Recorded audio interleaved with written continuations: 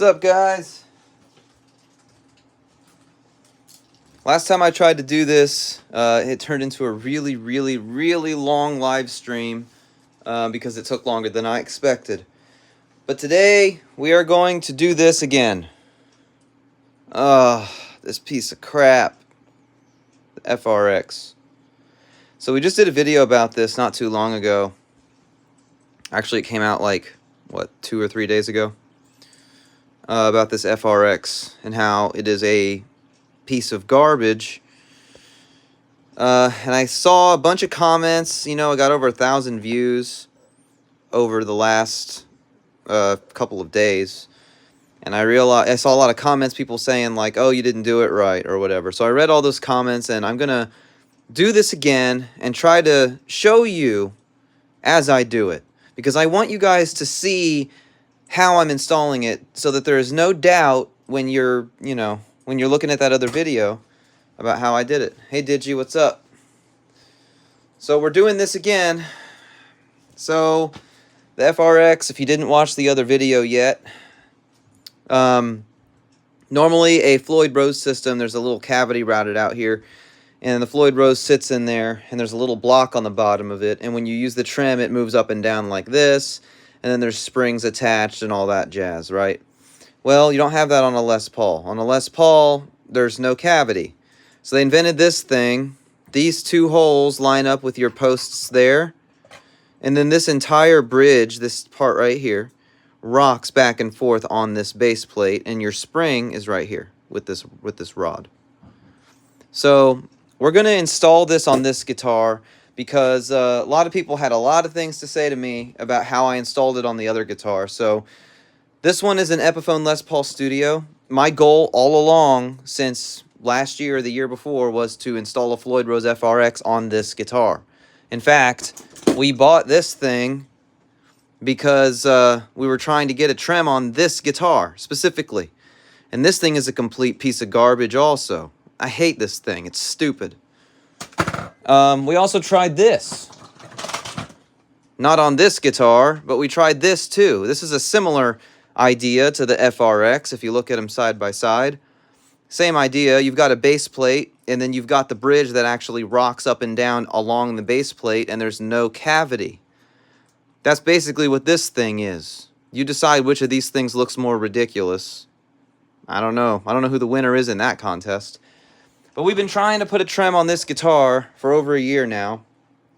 And we're going to put this on here. I kind of know how this is going to go already, but, you know. So the first thing we're going to do, take the strings off. Normally when I make videos like this, this is the part where I say, cut, and then I take the strings off and I don't make you watch me do it. So this is going to be really awkward for me to do this in real time with you, especially during the boring parts of taking the strings off. So while I'm doing that, I will try to talk to you about stuff. First things first, I hope everybody's having a really good evening. There we go, getting there. This might be my last new content for a while, guys. My wife is very pregnant. Our child is due literally any minute. Not really any minute, because we're not at the hospital, but any minute now she could say, time to go to the hospital. So, who knows? Wouldn't that be crazy if that happened during this live stream? Anyway, so this might be the last new content for a while. Alright, I'm unscrewing the fine tuners. You can't see it, but that's what I'm doing right now. The locking tuners, not the fine tuners, sorry. Alright, let's pull these off. You can see the strings coming loose here.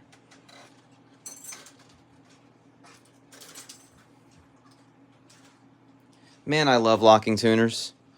If you don't have locking tuners on your guitars, you should do it. That's one mod that has function and convenience built in. It's incredibly convenient to be able to just throw your strings in your tuner and lock them instead of having to do windings and stuff. Thank you. I appreciate it. Come on. There we go. those are out. I guess I might be able to reuse these. These are fairly new strings. Man, that would be a hobo thing to do, wouldn't it? But maybe I will.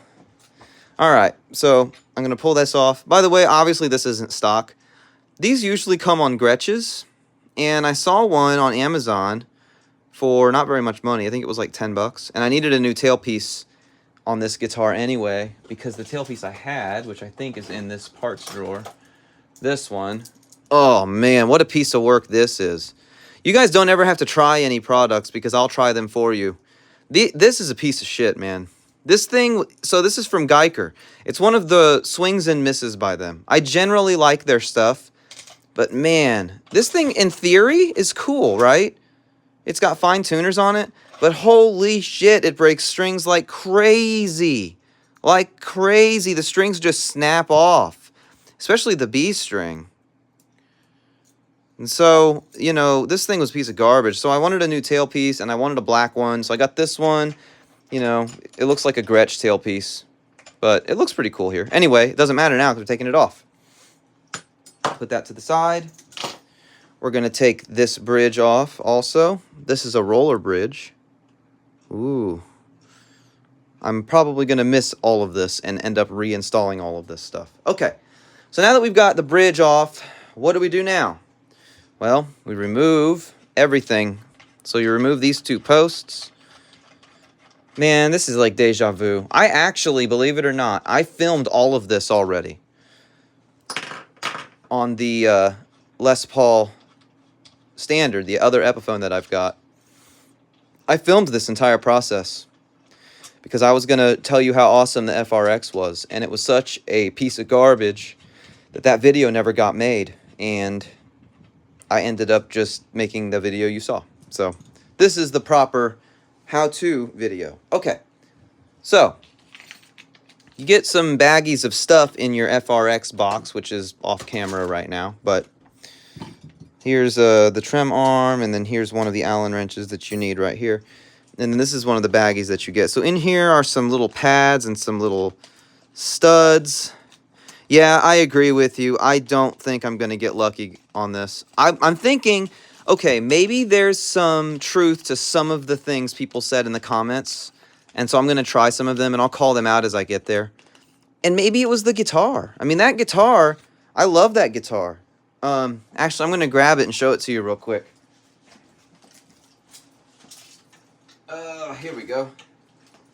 I love this guitar. This is one of my favorite guitars. This is an Epiphone Les Paul Standard that somebody modified and put 3 humbuckers in. It is my best playing guitar.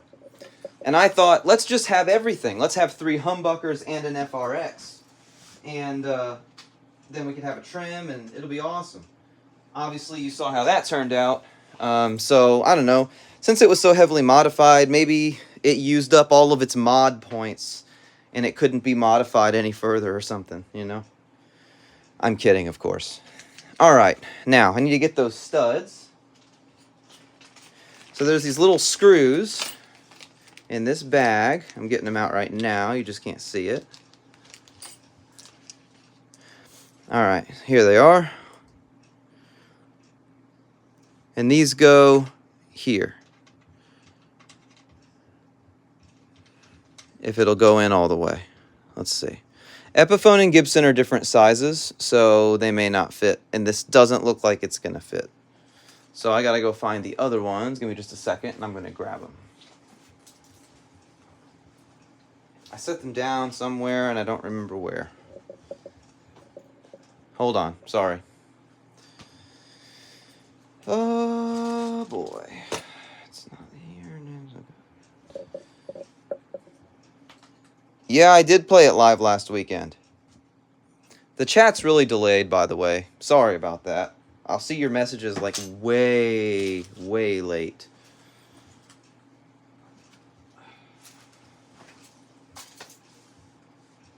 All right. I have no idea where I set those down. I'm looking over here. You can't see me, but I'm here. I promise. I set those studs down somewhere, and I gotta go get them. Sometimes I put stuff like that in my pocket I can't tell you how many times I've misplaced something and it's just in my pocket. But that's not what happened here. Oh, here they are. They were under my guitar strap. All right, here they are. Let's see if these fit. All right, let's see. Oop, whoop. All right, let's try this one. This one is skinny. This one feels like it's going to fit. There it goes. Look at that. Yeah. Yeah. What about like that? And then we're going to put this one in here next. Would you look at that? Okay. It's the shame about this product, one of the biggest shames, is it looks like it should be so stupidly simple to do. Like, so unbelievably, stupidly simple to do. You know? You put the things in, right? And then you take this and you just set it in there. I got to grab the Allen wrench out of here, though. And there's a couple of other pieces we need in this baggie. So, Allen wrenches. Let's grab those. Just realized I should be showing you this. Allen wrenches. And then there's these little pads. These little pads, there's these little action adjustment screws on the bottom of this, here and here. And you put those little pads on the body of your guitar so it doesn't get scratched up when this hits the guitar like that. You see? All right, so let's go ahead and use our Allen wrench. It's the first thing you got to do. You've got these little, I almost said untighten. The word is loosen. You loosen like this. Do it on both sides. Loosen like this. And you set it on there. That-ish. Okay. Now, one of the comments that I saw from somebody, and tell me what you guys think in the chat right now, okay? If this is a valid complaint. Somebody was saying in the chat, or in the comments of the video, it's not working because it's crooked. It's not lined up with the neck. Now, correct me if I'm wrong, but aren't these studs at an angle? Oh, you know what? No, they're not. The bridge is at an angle. The tailpiece should be straight. So that was, in fact, a valid complaint. So whoever that is that said that, you're correct. Don't answer. Actually, you can answer if you disagree with that conclusion. But one of the complaints that was, you're an idiot, it's not even straight. And I'm going to go ahead and say, I agree. I am stupid for that. That is very, very stupid. Okay, so you're probably asking yourself, why are you loosening it? Well, according to the god-awful instruction video, which we talked about in the last video that came out on Saturday, Mr. Floyd Rose himself, which I didn't mention, Floyd Rose himself is the guy in that video, said that you should be able to rock the bridge back and forth on this post. So, I don't know. So what I'm going to do is I'm going to kind of push it back like this, making sure that it's even. This is the hard part, trying to get this straight. So let me try to straighten it a little bit. I don't know, man. This is so hard to get right. That's part of the problem with this, is the instructions are horrendous, as we've already discussed. But, like, I have them right here. Like, I'm not reading them because they're worthless. It's better to just try and do it with your eyeballs, honestly. There's nothing in here that says, like, measure it this many millimeters or whatever, you know? I mean, even if, I don't know if you can see this. Even the picture is crooked. See that? Is that crooked? Does that look crooked to you? To me, if you look at it like this is the left and this is the right, the left looks slightly closer to the humbucker than the right does on this picture. Am I wrong? I'm okay with being wrong, by the way. If you disagree with me, say, no, that looks even. I'm doing this with you guys because maybe I need your help too. Look at that picture. That looks crooked in the picture too, doesn't it? Doesn't the top right look like it's closer to the humbucker than the bottom left? Or is it just me?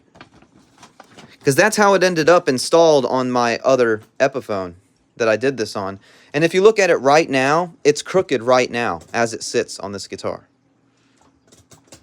And so are you supposed to, like, am I supposed to tighten this more to make it more even? Or loosen it to make it even? I don't know. What do you guys think? It might just be perspective, you're right. Okay, so what I'm going to do is I'm going to tighten this just barely. There, you know what? That's going to have to do right there. I don't know. What do you guys think?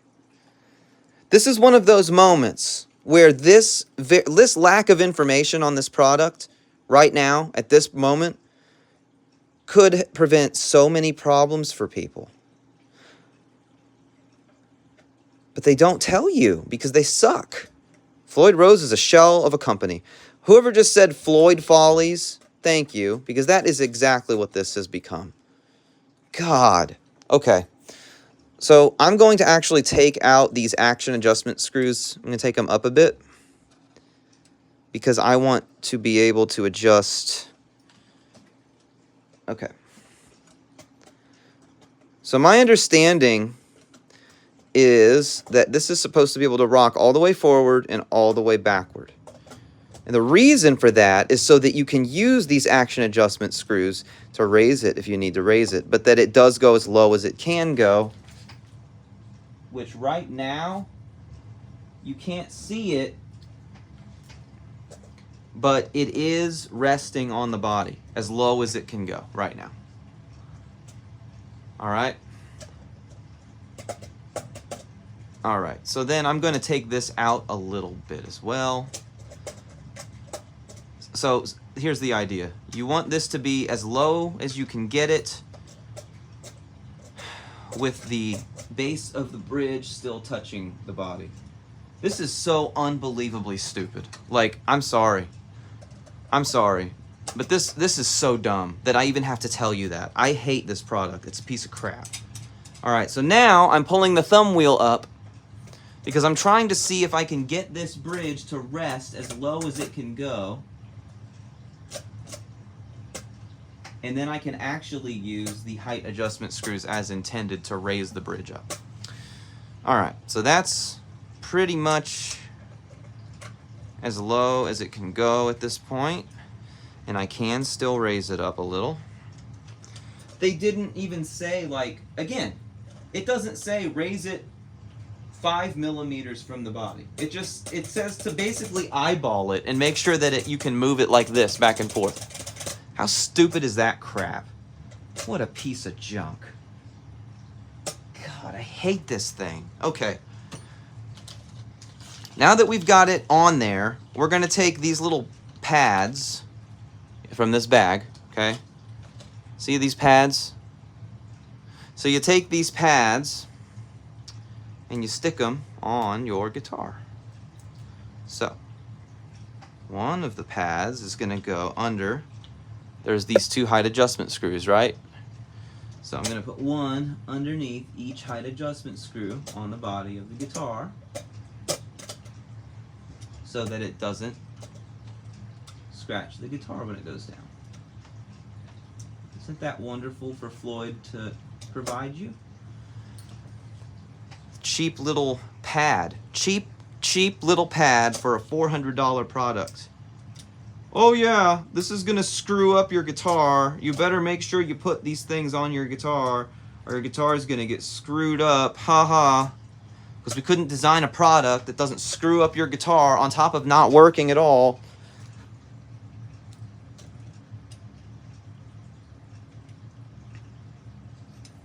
I'm not usually a measurements kind of guy, but it would have been nice to have some measurements for this product.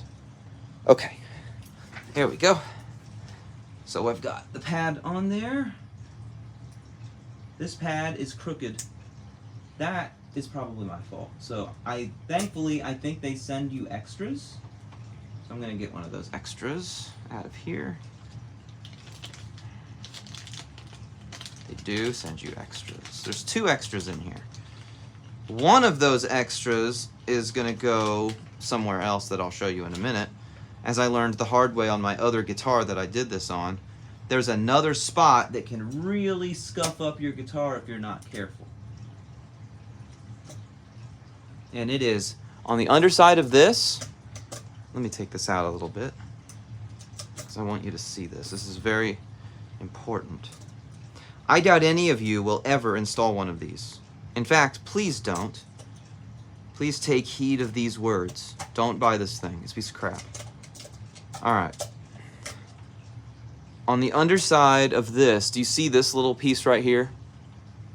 It sticks down because that's a boneheaded, stupid, idiotic design. Why couldn't they make the bar go through the middle? You see how there's a big, gigantic ass hole right here between these two saddles? Why the hell could they not have put the rod in the gap that is the same size as the damn rod? Why? Why does it have to jut out the bottom like that? Absolutely unacceptably stupid. Ugh. Anyway, I did that to show you. I'm going to grab a pad and stick it under that spot, which is, God, come on. It's about right there, I believe. You can't see this, but I am eyeballing this. Yep, that's exactly where it goes, right there. Okay, and then you see these pads. Our product is so wonderful, guys, that you have to put pads on your guitar to prevent permanent damage. And they market these things to go on Gibsons. I'll say, before I went live with this video, I was thinking about it, and I was like, what guitar should I put this on? And I was going to put it on my Gibson SG. I was. But then I thought, do the sensible thing, man. Don't do it. Because if it is a massive failure, like you know it probably will be, then you could cause damage to that. And now look, it's not like this is a disposable guitar for me. It isn't. This is probably my most special guitar. My wife got it for me for Christmas. I opened it with my daughter there on her Christmas, her first Christmas. So it's an important sentimental guitar to me. However, I have enough faith in myself that I'm not going to, screw it up so bad that it's going to damage the guitar. But it's like, you can be sure. Like, for example, you don't take a big risk like that with your kids. You take a big risk like that with yourself. I'm just talking about in life. I'm not talking about guitars now. So, that being said, that Gibson would be a lot more expensive to fix if something went wrong than this. And I don't think something's going to go wrong. So, anyway. I'm just rambling now. I'm sorry. It's better to talk to you guys than talk to myself right now while I do this horrible thing. Okay. There we go. Anybody have any questions so far? Man, I feel like I'm at work or something. I did training today. I'm doing more training tomorrow at work. I train people sometimes. I will admit at the end of the training session today, I almost said, thank you guys for watching. Please like and subscribe. I almost said the thing. It was funny. Okay. So, the last one is for the thumb screw. Because you get one more of these. So there's a thumb screw here. You can see it right here. See this thumb screw? So I just unscrewed the thumb screw. Damn it. Don't let go, you're gonna pinch your fingers. The thumb screw allows you to, a trim stop on like a normal Floyd? This has one built in. Oh no. I have messed up the thumb screw. Well, as long as I don't let go of this bar, I won't chop my finger off. See this? I didn't mean to take it out. This thumb screw goes in here, right here, underneath the FRX logo. And what you can do is you can use your thumb and spin it up so that the trim stops on the thumb screw. So you don't have to set the spring tension so that it isn't floating, basically. It makes it so that it only goes down and that you can't pull it up. Oh, good, I got it in. Oh, okay, see how it stops like that?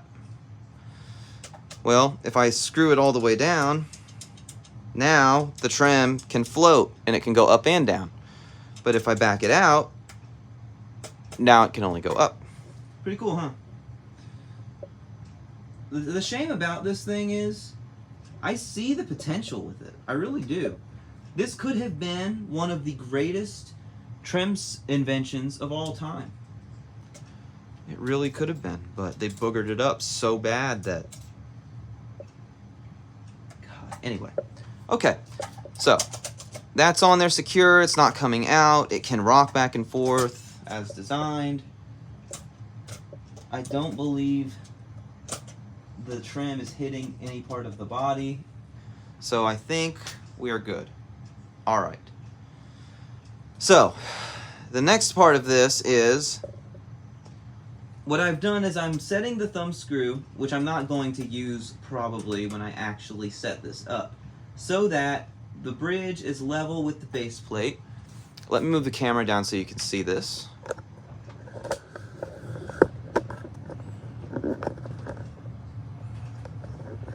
Almost there. Okay, let's raise it a little. All right. So, you can see how it works, right? So this thumb screw you can take down, and when it's down, it allows it to float. So if I had string tension, it could float like that, and I could go up or down, up or down. But if I pull it up, I can set it so that it's, you know, like a trim stop. So right now I have it set flat, and I've done that because when I have proper spring and string tension on this bridge, this is how it's going to sit. It's going to sit just like this. So what I'm checking now is to make sure I have clearance underneath. This is really, really hard to show you, and I'm sorry. Let me try to get it from this angle here. Okay, do you see? Wow, you really can't see. There's really nowhere I can show you this. Underneath here, the bottom of this trim, there's that little rod that comes out, rubs against the guitar. And so what I'm doing is I'm setting this as low as I can without that bar touching the guitar body in any way. And I think it is at that point. Now, the next part to check is this thumb screw. I want to be able to tighten it in all the way. So, I can't right now, as you can see. It's touching the body. So I'm going to raise this until I can.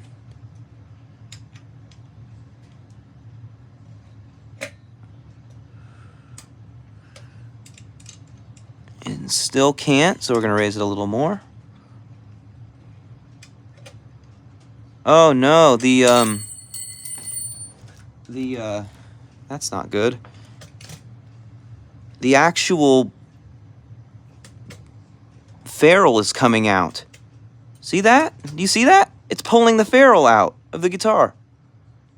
What a piece of crap. This is ridiculous. I can't believe this. This is exactly the kind of crap that I was trying to avoid. All right, well, I think that's even, like that. There. I can successfully get the thing all the way down, and it's not touching. Okay. What a piece of junk. I don't have faith that this is going to work, guys. Seriously. I really, really don't. So these action adjustment screws, I may not need them at all. I may take them out completely. Because if I have this in full floating mode, I don't need them for anything.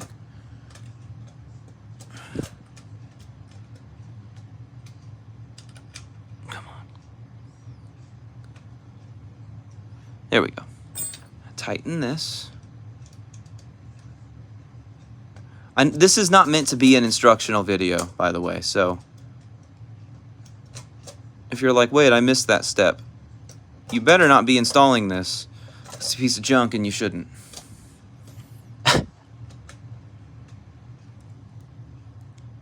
Okay. Now, the next thing I'm going to do is I'm going to get on the end of the guitar, and I want to make sure that the left side and the right side are even. So what we're going to do is try to move the camera so that you can see what I see when I do this. There we go. Okay, so you see how the left side is absolutely higher than the right side?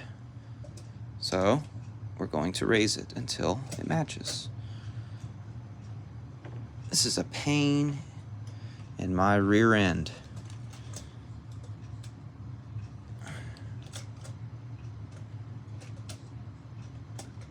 There we go.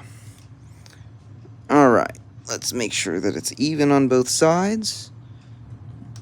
I think that about does it. Let me look at it. I think I could use a little bit more.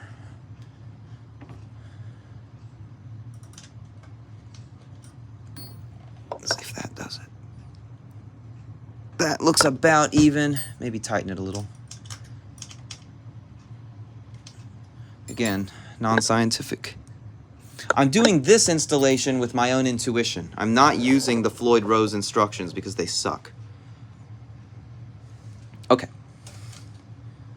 We're good, and we're not rubbing on anything as far as I can tell.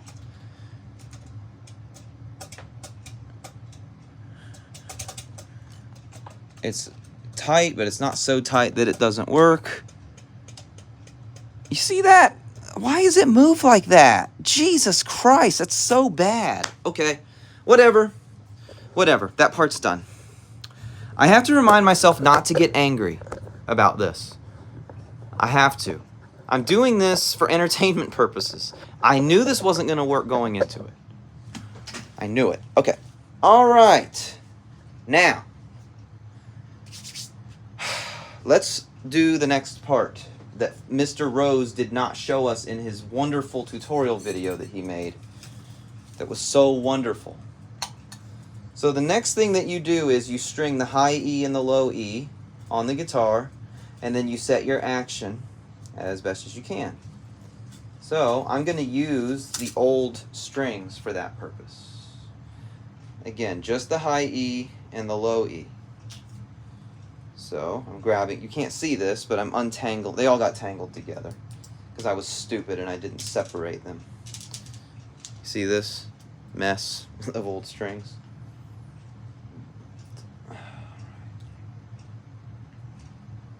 I'm thinking about, because I expect this to be a failure, I'm thinking about stringing it with the old strings first. And then if it isn't a failure, I'll put good strings on it. If it is a failure, then I didn't waste good pack of strings on the Floyd Rose. I'm going to call it the FRX. Prescription failure. Failed RX. There you go, FRX. All right. Here's a trick. If you work with Floyd's enough, you have this trick. If you can't get, I can't get it in there, just pull it forward with the tremolo arm and then put your Allen wrench in there. Loosen it up. For what it's worth, I love Floyd Rose systems. I love them. They are my favorite trems. Second nature to me to do this part. Now, I'm one of those crazy mad scientist people who you hate, and I like to string the ball end and leave the ball on the string and pull it through the tuner. I am a madman, I know. It doesn't matter as much with locking tuners because I'm going to pull it anyway. But, alright, so what you do is you push it like this. Make sure that the string bottoms out. So you get it in an angle. You push down with your finger. Okay? Make sure that it's pressing the bottom of the base plate or the bottom of the saddle. When you're doing that, you tighten it like this. Now, you tighten it till you meet resistance and then you stop. Then you can let go with your left hand. Then, and oh, by the way, do not do it like this with the long end sticking up. Do it with the short end sticking up. Because if you over tighten this, you can strip these out and then you're screwed. So I do it like this, grab my thumb, and then I tighten it just a little more like that. Done. Okay? Does Since I have locking tuners, on the other end, I just grab the end and I pull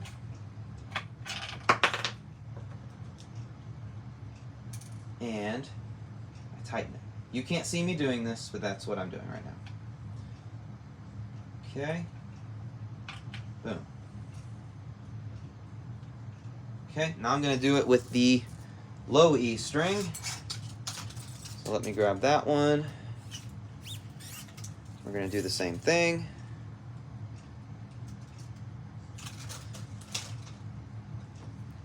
Grab the arm, pull it down, loosen it up.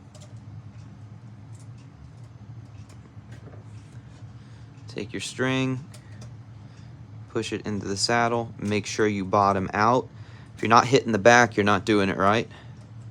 And once it's back there, take it like this so you have resistance, let go.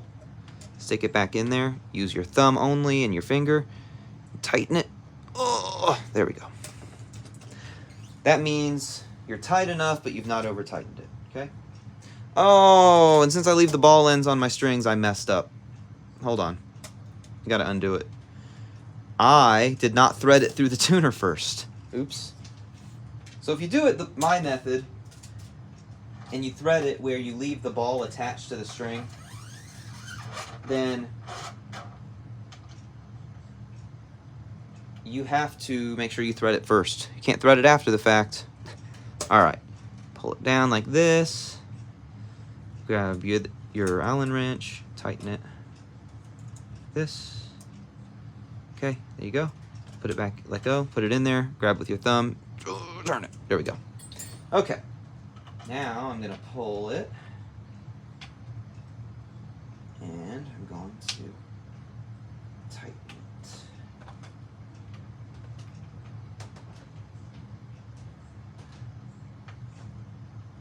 Okay, and now I'm just tightening the string. Okay, you can't see it, but that's what I'm doing right now.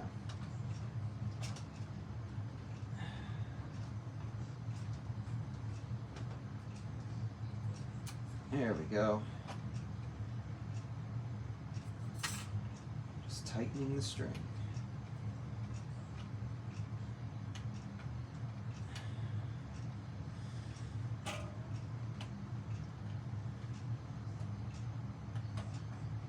All right.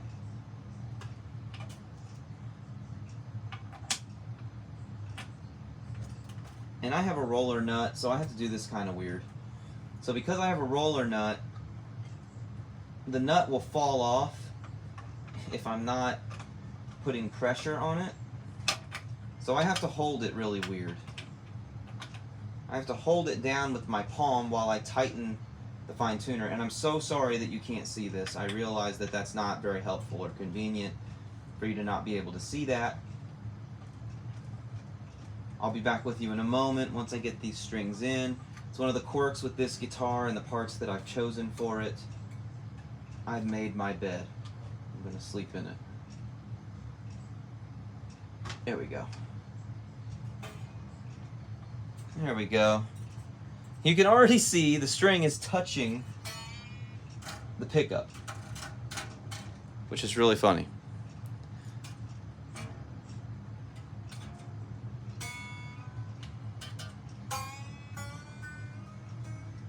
So that means we got to raise the bridge. How do we do that, you might ask? Well, you use these little things right here.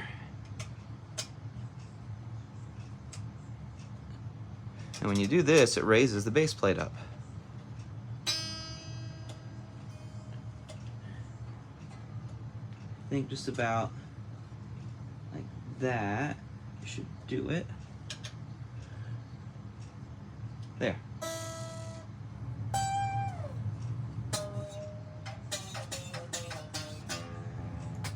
All right. So now that I've got the strings on there, I'm going to adjust the action. So let me bring the camera down so that you can see me do that.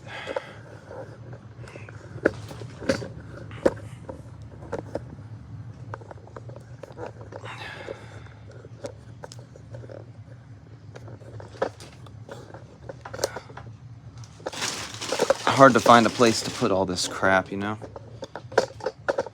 There. All right. So for my eyeball, the action is pretty high.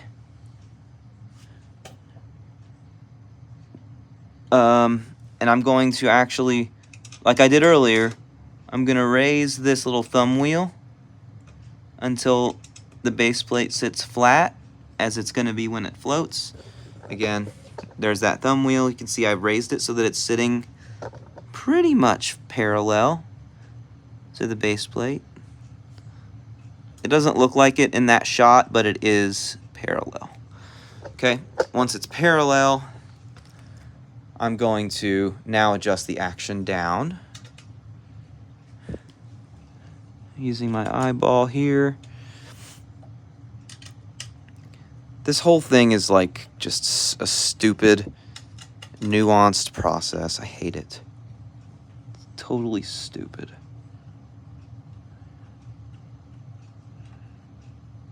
Okay, there's that. Now the difficulty I'm running into now is that the pickup is too high. So clearly it comes out of the bridge at a different angle or something than it did before. So to lower the pickup, we just lefty-loosey.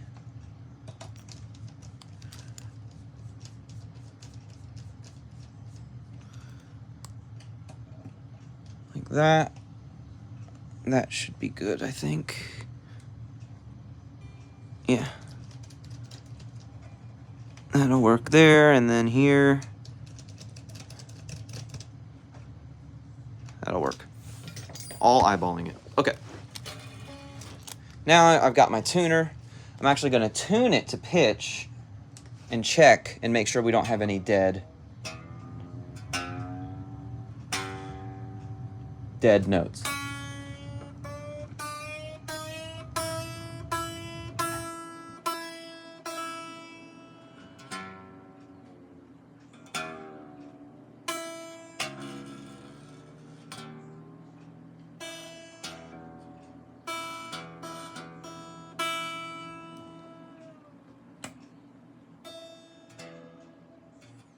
What's crazy is after I just did that, it was still in tune. Okay. That is really low. I have a feeling it's going to be too low. Okay, now I'm going to pick the guitar up. I'm going to flip the camera around. Hello. So when you do this, you want to be in playing position. And no, we don't have the locking nut yet.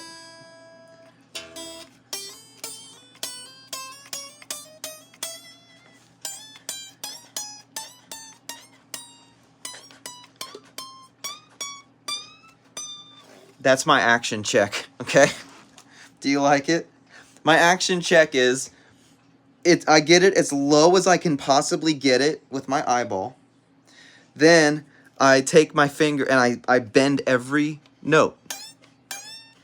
And see if it chokes out. If it chokes out, then it's too low and I need to raise it. Here it's choking.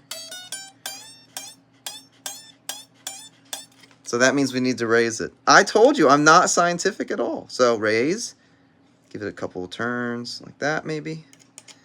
This one a couple of turns, like that maybe. Okay, let's try this again.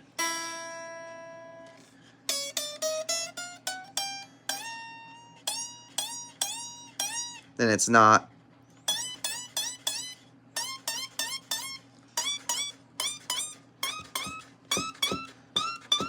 Not choking out.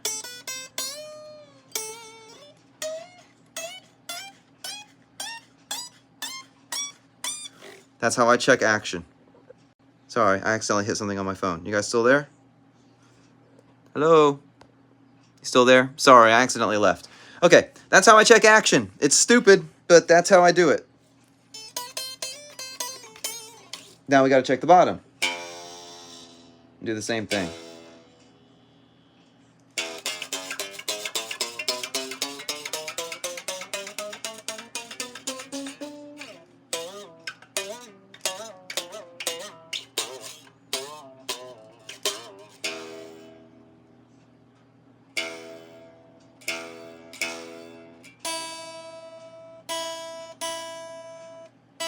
Okay.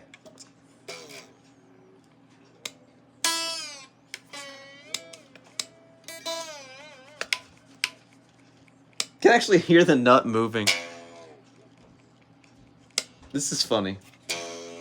Oh, this is a nightmare. This is such a nightmare, guys. It's a complete and total nightmare.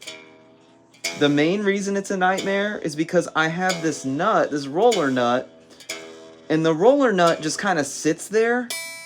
I'll show you. So, the roller nut isn't glued in, okay? By design. See how it just kind of sits there like that? So, the roller nut, when you use the trim, the roller nut gets loose. So, the strings get loose, right? And the strings are the only thing holding the nut in. Well, when I use the trim, look what happens to the nut. You hear that? You can actually see it raising. See that? Now, I hope that once I have all the strings, believe it or not, both strings are still in tune. This might work, guys. Seriously, having this roller nut that isn't glued in, that can move, might actually help increase the tuning stability. So far, it's working a lot better than it did with the other Epiphone.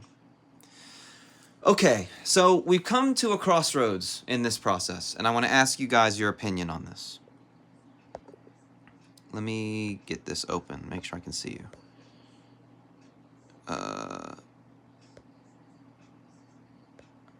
Oh, whoa, I see a ton of comments. I'm so sorry. You should put some nut washers between the Floyd and the body where the bolts are for the bridge. That's not a bad idea, Yannick. I don't have any right now. Or I would do that. Okay, anyway, we come to a crossroads, and I need your help. Do I even bother putting the locking nut? So, here are the pros and cons. First of all, I have locking tuners. Locking tuners are not the same thing as a locking nut, and they're not a substitute for one. The purpose of a locking nut is so that when you use the trim, the tension remains the same here. It doesn't move at all. Completely stays the same. In my opinion, the behind the nut lock, which is what this is, this truss rod cover right here, locks, and it actually goes behind this nut. It doesn't replace this nut. And it can't. Someone was saying that you could do that. I guess you could in theory, but do you see any string grooves at the end of this nut? No, it's just flat metal. I don't trust that those blocks are strong enough to hold the string spacing correctly, so I'm not doing that. So anyway, it goes behind the nut. And it seems to me that it kind of defeats the purpose of a locking nut. Because the idea of a locking nut is your nut is locked, so that when you use the trim, it cannot move here. And then on this end, it cannot move here because it's locked into the saddle. So the only place that you're going to get tuning problems is the posts. That's the theory with a locking nut, right?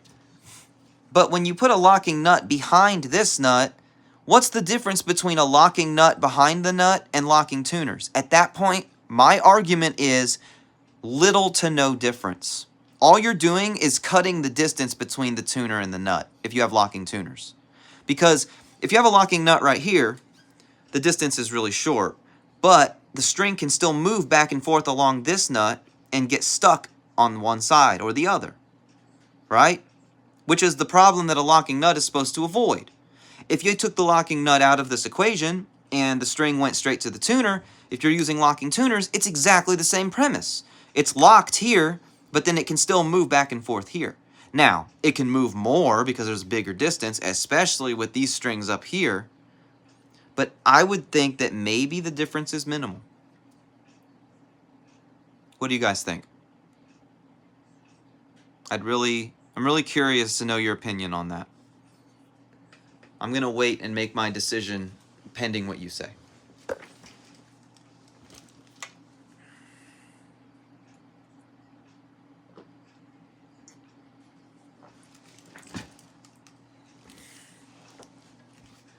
So again, Do I put the locking nut and complete it?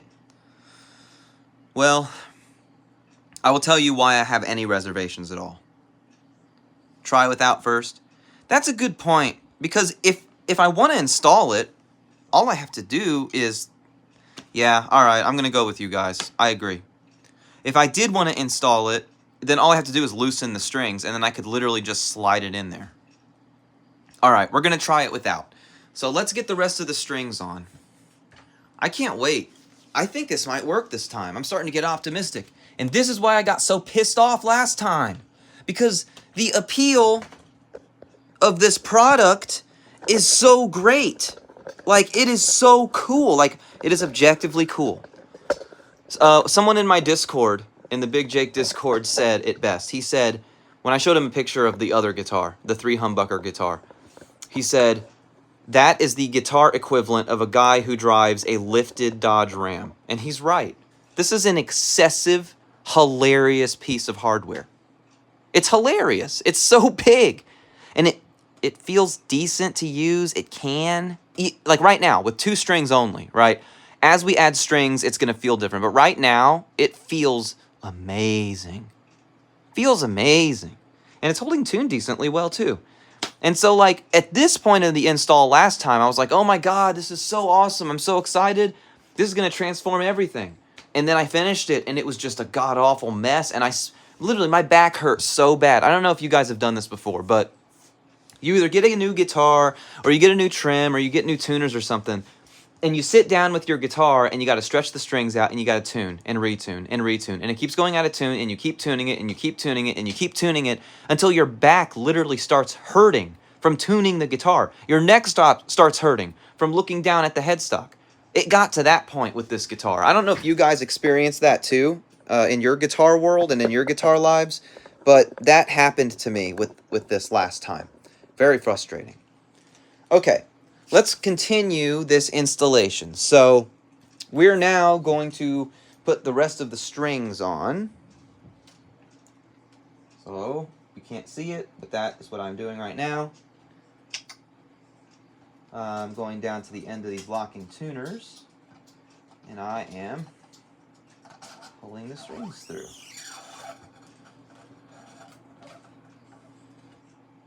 Okay, there's that. These will be way easier to do than the first 2 strings because I have that loose nut, as you saw.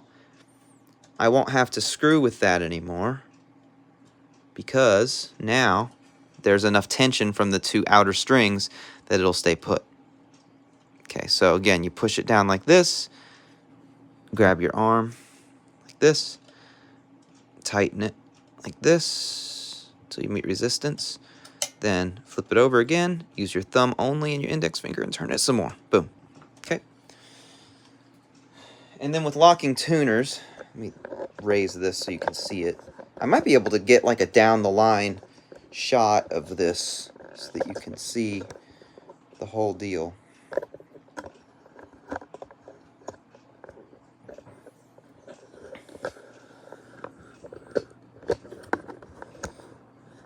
There.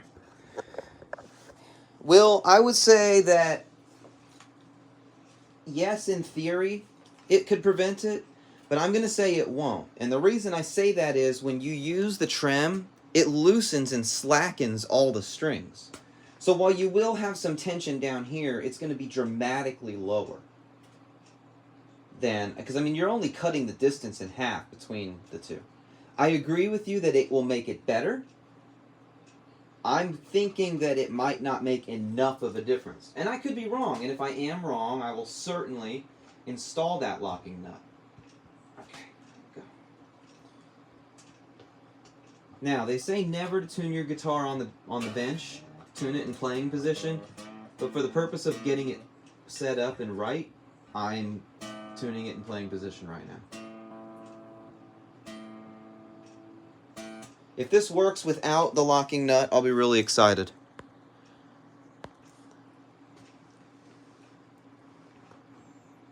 Hey, Metal. Yeah, it is movement. And you are right. It does kind of defeat the design of the system. I completely agree with you. In a normal nut, The only movement you have when you slacken the strings depends on how much friction is in that nut. The goal on a nut is to decrease or eliminate friction. That's what everybody wants, is to make it slide and be real lubed up and easy to go. The roller nut that I have, I believe, achieves that the best of anything I've tried.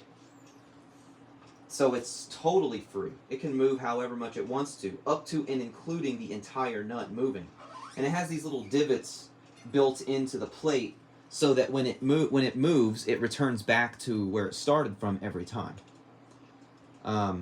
So, like I said, we will see. I believe you are probably and likely correct, but as the others said, it's worth trying without it. I lose nothing by trying without it. There we go. Okay? Now, when you have locking tuners, pull it as hard as you can, and then tighten the tuner on the back. Okay? Then it doesn't require very many turns.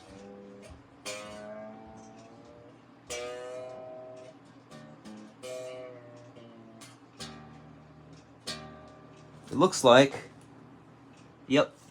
All right. So here's something we need to talk about real quick. So the design of this bridge, just like any other Floyd Rose bridge, is as you add string tension, the bridge goes more and more this way and this way and this way and this way and this way and this way until eventually it's like this. I've seen so many pictures in my guitar groups where the Floyd Rose is bent forward like this, and they're like, guys, what do I do? Every time I try to tune my guitar, it keeps going down. Well, the answer to that question is you have to tighten the spring claw in the back of the Floyd. On this system, again, it's a wonderful thing that they designed here. This is a fantastic idea. And I remember saying in the video that got canned that this was one of the best things that Floyd ever came up with. So you can actually just tighten it right here. Isn't this remarkable? So instead of having to mess with the spring claw, you just tighten it like this. Boom. Done. It's resting against the trem stop now. And now it's back in tune. Pretty cool, huh? So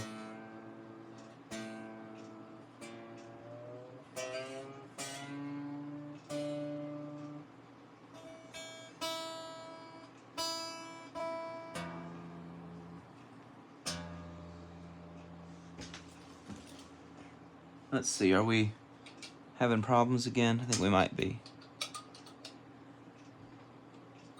All right, that should do it for now.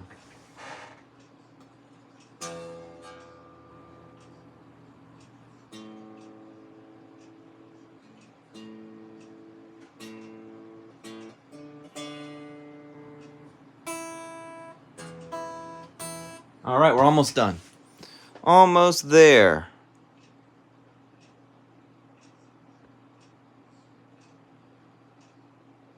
Yeah, Will, I agree with you. The friction can allow the string to bind in the nut. And that is why I said a frictionless nut is always the goal. I think the locking nut is less important the less friction you have in your nut. If you have a rolling nut like this that can move back and forth, it's sort of like a Jaguar bridge or Mustang bridge, where the bridge sits in the little barrels, and when you move the trem, the whole bridge moves like this, like freely, aka no friction, because it's just gravity. I'm wondering if that same principle could potentially apply at the top of this nut. But we will see. This guitar stays in tune better than any of my other guitars. Now, the true solution here is, obviously, get a locking nut, like a traditional, old-school, bone-standard locking nut. None of this behind-the-nut nonsense, because even with the locking nut behind the nut, you're still going to have binding in your existing nut. It was one of the reasons why this thing failed so hard, this.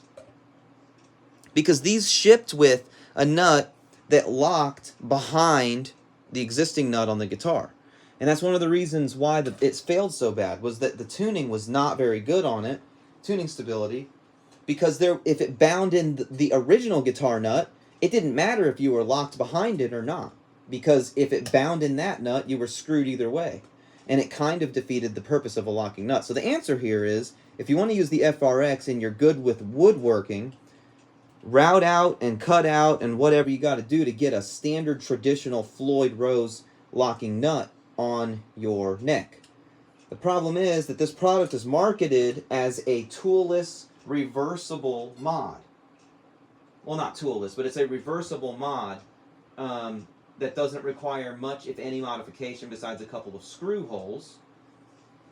And unfortunately, you lose that when you start talking about permanently removing parts of your neck and your fingerboard.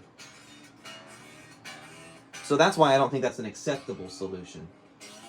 But it is the best solution. For the rest of us, we will see what the best solution is. And as I said before, locking tuners are not a replacement for a locking nut. But the way this system is designed, it might work. We'll see. But it probably won't.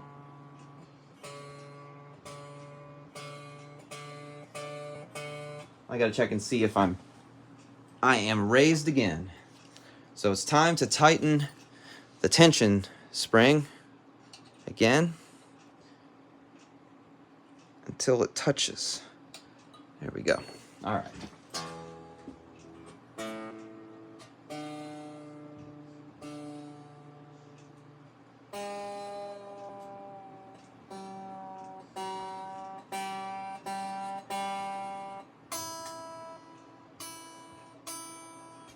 All right, one more string to go. And then we are done with this part and we can finish. I like doing these live mods with you guys. It's fun. It's making it easier for me to deal with than the first time I did this. That was a catastrophe. There we go. Okay. All right. Pull this down. Loosen this up. The screen with the comments is facing away from me right now, so if I don't answer you, I'm not ignoring you, I just can't see it. I will check it in a minute. See. That's what I've been doing. As I finish a step, I will check my comments to see if I missed anything. Alright, so make sure you bottom out, pull this down, use this, tighten it. Okay. Okay. By the way, the reason that I say that I'm not just going to try it with the locking nut is it does make holes in the headstock. And I don't really care that much, but as I found, this truss rod cover on these Epiphones does not cover the holes it leaves behind. So you will see the holes poking out from behind that truss rod cover forever. Are we there? Let's see. I might need to tighten this a little bit more. Okay, there we go. All right, let's tune all the strings.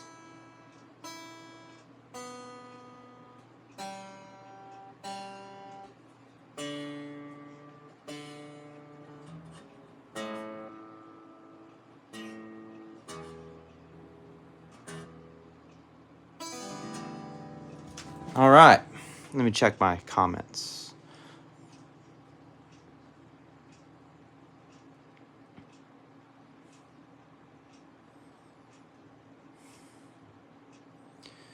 Will, you're right. A lot of locking nuts do replace the stock nut. Yes, that is how they should be. And that's what I was saying before. But with this specific model of trem, the FRX, just like the Shift 2000 Wonder Bar. Look at this. I'll show it to you. I'm getting it out right now. Okay? This does not replace your nut. It doesn't. Because, let me take one of these blocks out so you can see it. Check it out. There are no string grooves at the end. See that? So you can't just put this up against the where your old nut was and remove, which when I bought this, honestly, I thought that's what this was for. I thought that you removed the nut on your guitar and then you just shoved this forward and you replaced your nut with this. But look, there is no string groove on the exit, which means that as you play, the string is going to slide up and down and up and down and up and down. Unless this is made of like titanium, it's not strong enough to hold the string in both directions on all three axes. It's not possible.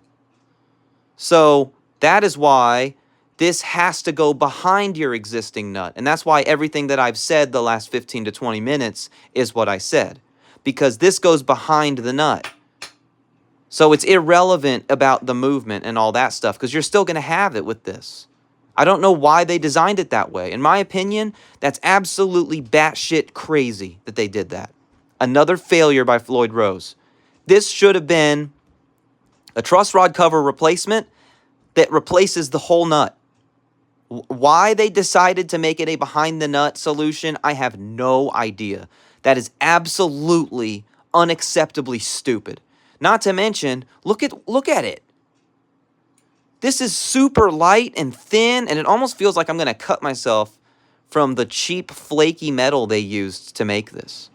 I looked on Amazon today, and these are going for $380 to $420, unless you buy like this one, the nickel one. Like, what the hell?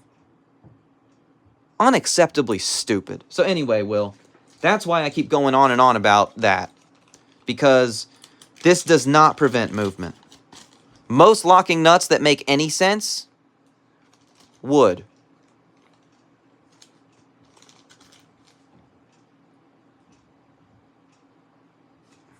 What did you say? It has a radius, and it wouldn't have a radius if it went behind the stock nut. It does, though, dude. Go to the official Floyd Rose video. Also, let me get the instructions out. I'm pretty sure there's a part on... Yeah, look at the instructions, dude. There's a picture right there. See? It's behind the nut. You're saying all of this because it makes no sense, and I agree with you that it makes no sense. I agree with you that they're stupid, and I agree with you that this is an idiotic way to design a product. Like, I'm not arguing with you, man. Like, you're saying that doesn't make sense, you shouldn't do it that way. Like, I agree with you, you shouldn't do it that way. But that's not me making that decision. That's the instructions themselves. I mean, again, right there's two pictures that show you that you install the nut behind the existing nut. Very, very, very stupid design. Okay, now that that's out of the way, I'm going to give this trim a few swings, and we're going to see how badly it goes out of tune. Usually this will happen, even with the greatest Floyd Rose setup of all time with new strings. Yeah, Will, I know. Like, I know, dude. Like, it's so stupid. I agree with you. Again, I just want to reiterate. I completely and 100,000% agree with you. I think that is a stupid, idiot way to install a Floyd trim. I don't know why they did that.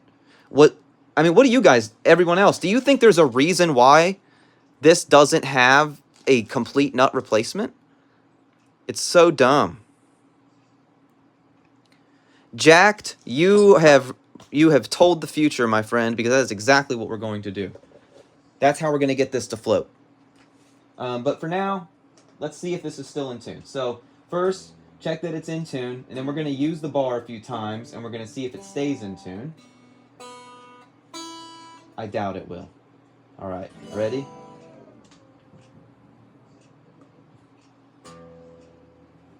Went a little sharp. No, wait.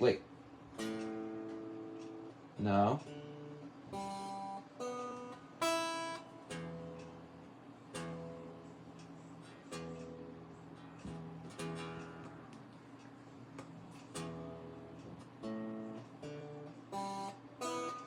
Stayed in tune.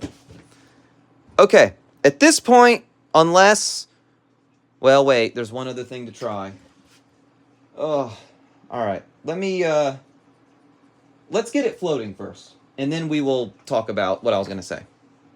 So let me grab the guitar. Let me grab you. and move the camera a little bit. Hello. All right. All right. So, as Jacked Alf said a minute ago, we're going to do exactly that. So if you want to float your Floyd, normally you would do this using the trem claw screws on the back of a normal guitar with a cavity. But on the FRX, you get it tuned, which it's out of tune now because I'm in playing position. So let's get it tuned back up.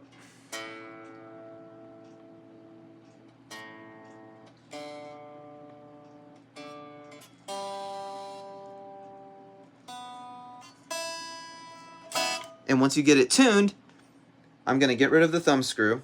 Scary moment, I know. And now it's going to go wildly out of, and hilariously out of tune. You ready? Oh no, it's out of tune. What do I do? Well, all you got to do is loosen or tighten the spring in the back until it is in tune again. So we're going to use the E string. Right now it is almost at F. I'm going to loosen with an Allen wrench. See? I'm going to loosen this until it says E on the tuner.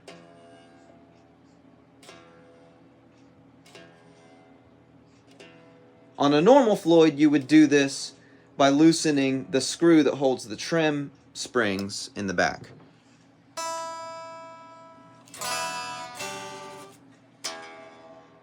Are we there?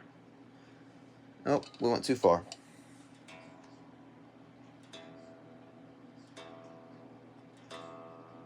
We should be there now. Let's see. A few tweaks and we'll be there.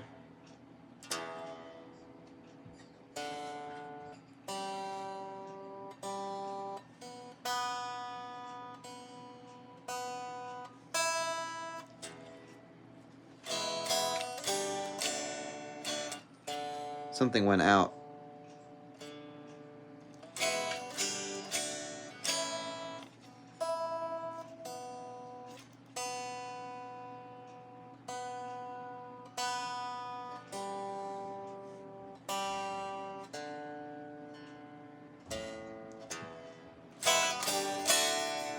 There we go. All right. Hey, how's it going, Starcaster friend?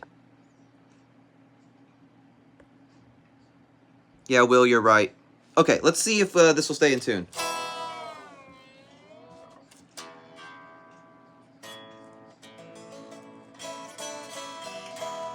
So far.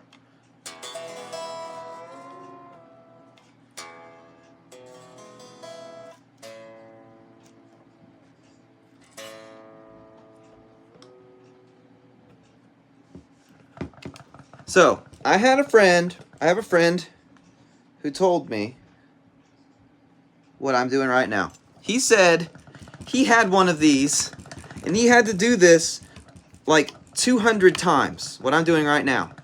And that once he did it a bunch of times, it stayed in tune really well. I don't care at this point. I'm willing to try any damn thing I can to get this stupid thing to work. Okay, there. There's no way it's going to be in tune after all that. There's no way. But here's the good news. Since we used the thumb screw to set the tuning, we should be able to get it back in tune without having to fight it. You know what I mean? How you have to fight. You get it too tight, you tighten it, and then all the other strings go out, and it's a big nightmare.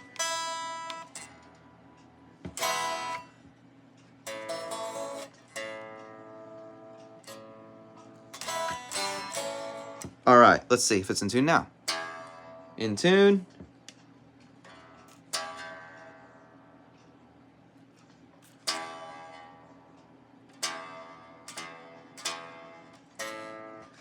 Part of this is that we've got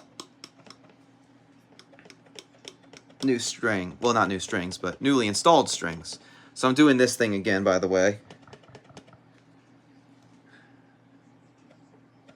Man, what a terrible design. I'm sorry. A lot of this stuff I love, but some of it I hate. Some of the design of this is just bad.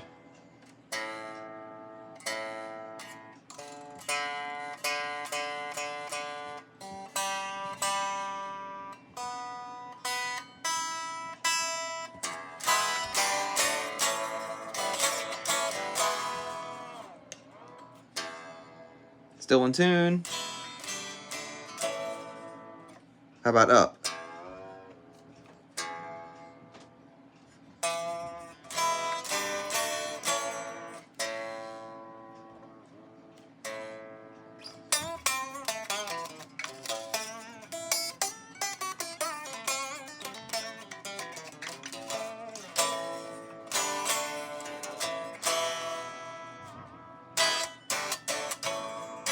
All right. So the tuning stability is okay, serviceable.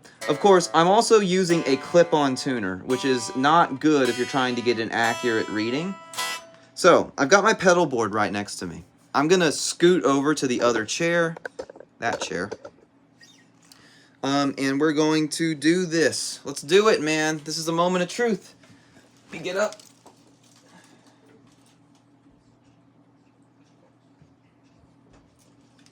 All right. Move this out of the way. Come over here and sit down. Move, get out of there. All right. Let's see if I can turn this. There we go. Let me grab my cable. It's right here. I'm excited and worried all at the same time. All right, I'm trying to decide if I want to use my Fender Twin or my Crate Blue Voodoo for this. It's a Floyd. We're going to use the Blue Voodoo. Let's plug into the Blue Voodoo. Everything on? Yeah. All right, let me turn this down. Heat up those tubes. Lights flickered. Yay. It's a lot of power. All right, see if I missed any comments while I'm waiting on this. All right. Check my tuning real quick with a actual plug-in tuner. I have no idea what's going to happen here. I'm really nervous.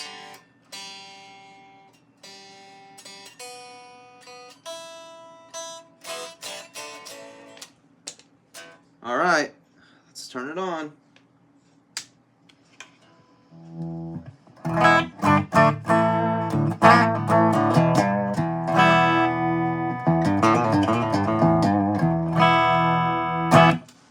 This crate is amazing, by the way. Crate Blue Voodoo, highly recommended.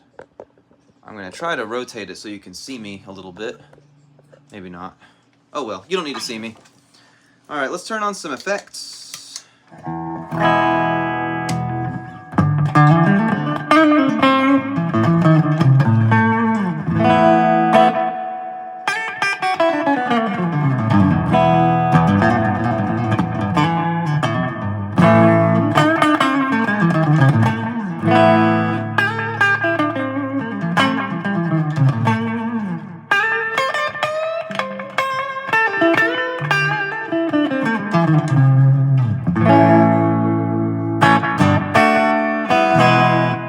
Is it in tune?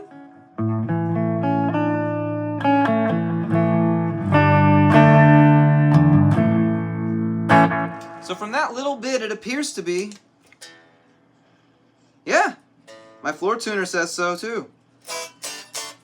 All right, let's use the Floyd as it was designed.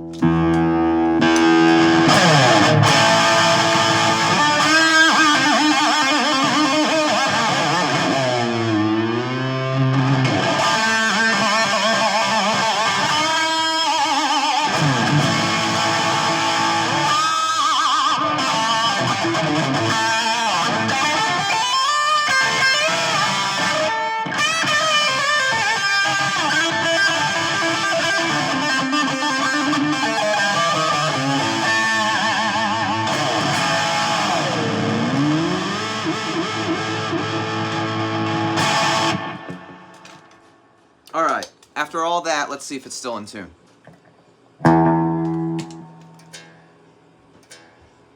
It's a little bit flat. But like by a little bit, I mean like barely discernibly flat. So far, I've only touched the low E strings tuner.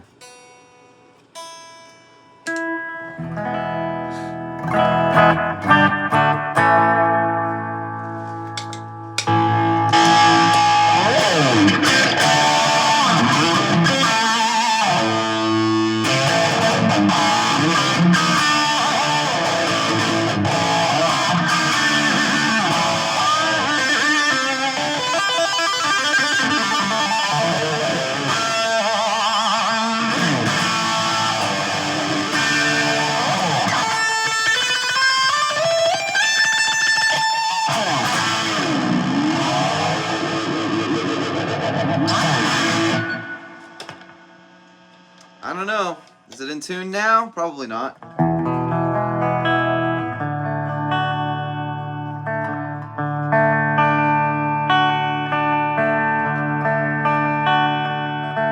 It feels completely different. Completely. Like it's not even close. It's not even. It feels like a new guitar. It feels like my Beretta. Seriously, it feels like a Kramer Beretta. Not the Beretta Special either, but like the Beretta, my 85 is what it feels like. Intonation slightly off? I think so. So there's these intonation screws right here and right here that allows the entire thing to be moved in, you know, kind of a cockeyed direction. But then, of course, it can be intonated the old-fashioned way using these screws here. Let's see how bad the intonation is.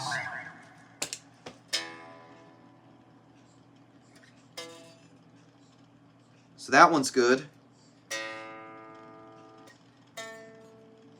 That one is slightly sharp. Slightly sharp.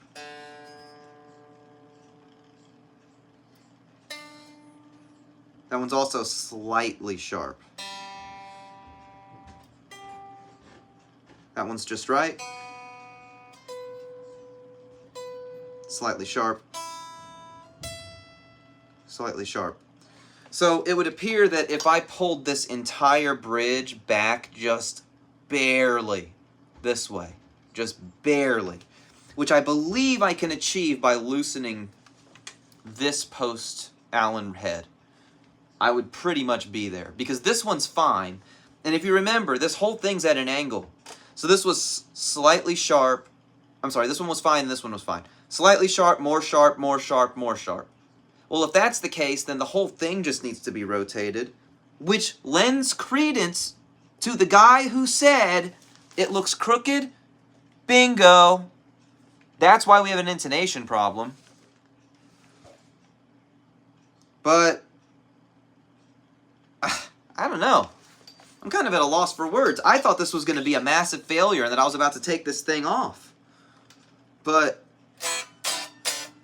could it be magic? Could it be because my daughter's first Christmas with us, she was there for me when I opened this? It was the first guitar my wife ever bought me. Is it because the guitar's magic? I don't know. Could this be magic? Or could this be love? All right. So I haven't done a lot of pulling up on the bar. Let's try that. By the way, I expect that pulling up on the bar is going to screw up the tuning really bad. I have not had a good experience with floating trems. I almost never do it. But, I don't know, we'll see.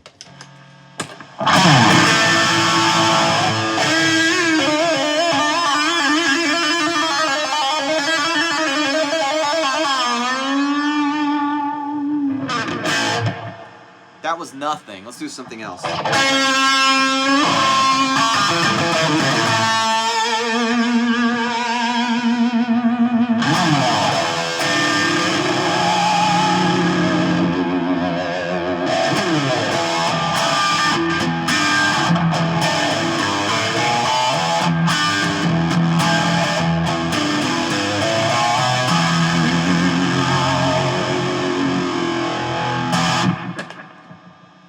Now, I made a point not to go back down.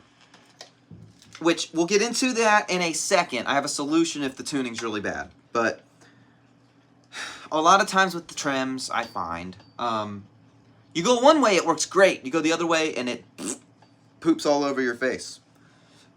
Well, we just went up only, right? Again, for good measure.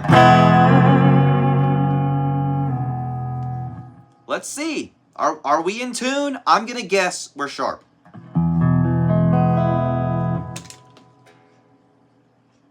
We are.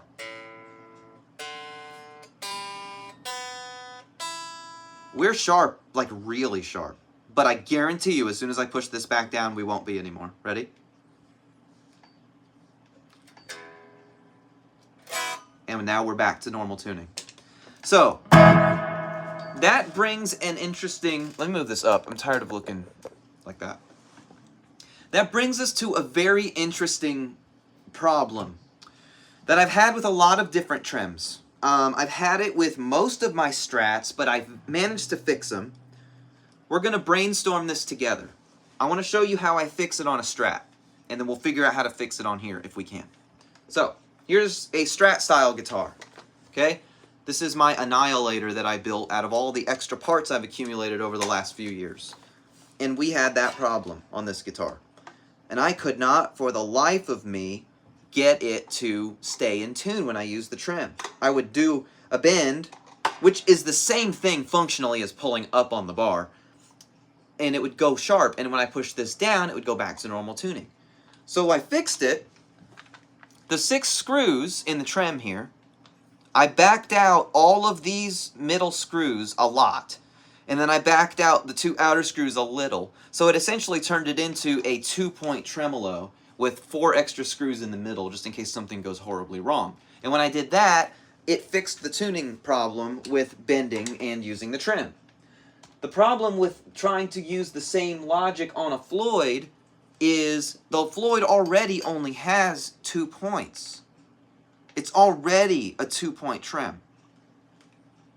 So, what are you supposed to do in that situation? I don't know. My only thought is, because it did the exact same thing on the other Epiphone. That one actually had the nut installed too, the behind the nut thing. So I don't think it's a nut problem. Unless it is a nut problem and the stupid design of the locking nut doesn't solve that problem. I think it's the knife edges. Because even though this is not a traditional Floyd Rose, it does still have knife edges right here and right here. And I think those knife edges might not be in the best shape. Look at how it shines. And I think that could be causing it. But here's the easy solution. Every time I pull up, just make sure to push it back down real quick. I'll show you what I mean. So, if I'm playing something,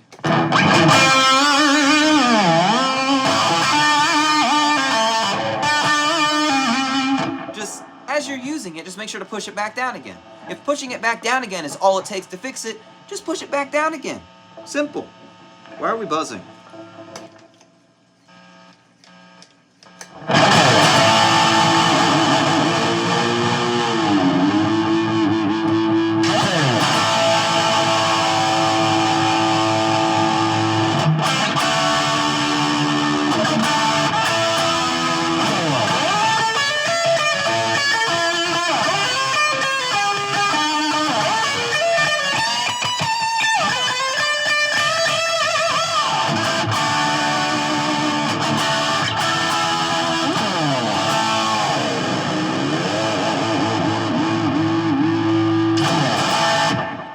I love it. I love it. I love it. It's good. It works on this guitar.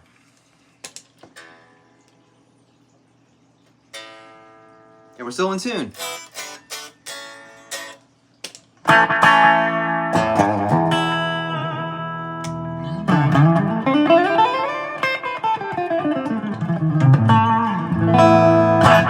By the way, this is the Crate Blue Voodoo. The BV60. A lot of people hate this amp. And it is my favorite amp. It's my favorite amp, seriously. Does it still have the cheap feel to it like I mentioned in the video? No. I can't explain it, man. I don't know what to say, because all that changed was the guitar. That's all that changed. I'm at a loss. I have no clue at all. I don't know. It doesn't have that cheap.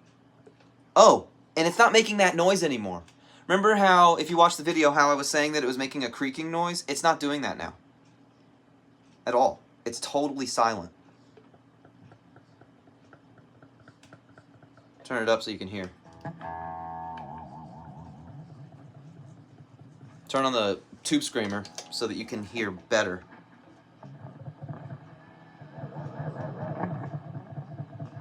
There's kind of a slight knocking sound.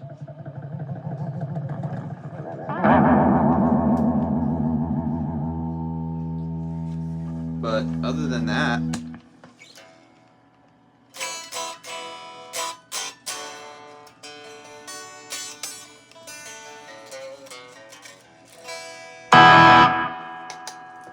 it does make it worthwhile. So, I want to show you guys something.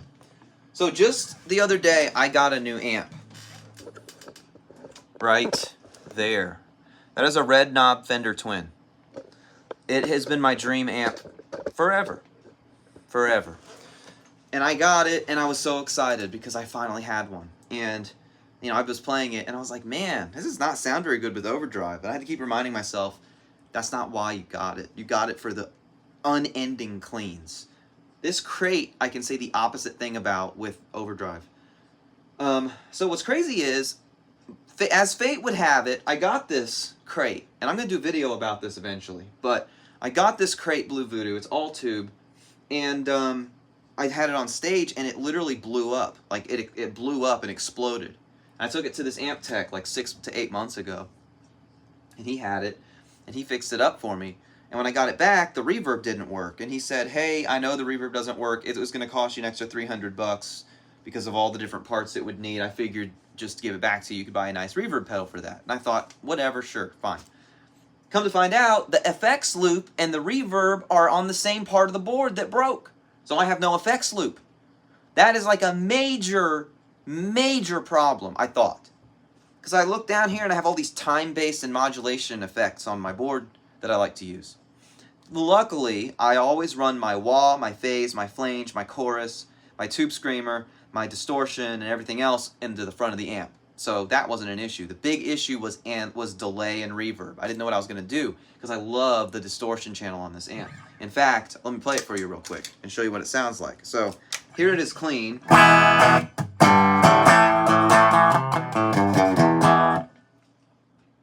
Overdrive.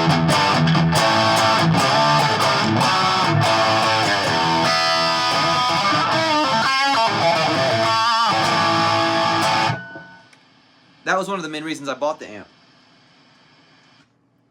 And I found that I could not do, you can't do reverb into the front of a distorted amp. You can't really do delay into the front of it either. I mean, you can, but you gotta have a really nice delay pedal that has a really good mix knob, and I don't have that. So I found out, because of all of this, it forced me to experiment, which is what happens with a lot of my guitar-related journey. And I found out that I really like the sound of delay and reverb into the front of a clean amp using a DS1 with a tube screamer into the DS1. So here's how the DS1 sounds.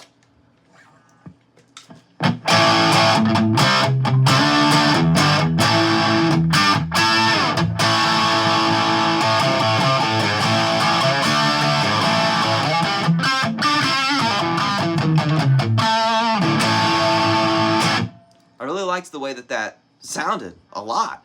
And I never used it because I always use the onboard, or I just crank the amp to make it naturally break up, like the 5150 here. I don't ever use a distortion pedal with it. I just turn it up really loud. That sounds awesome. But necessity is the mother of invention, right? So I needed to have that in this crate. So I used the DS1 and found out that I love the DS1. I really do.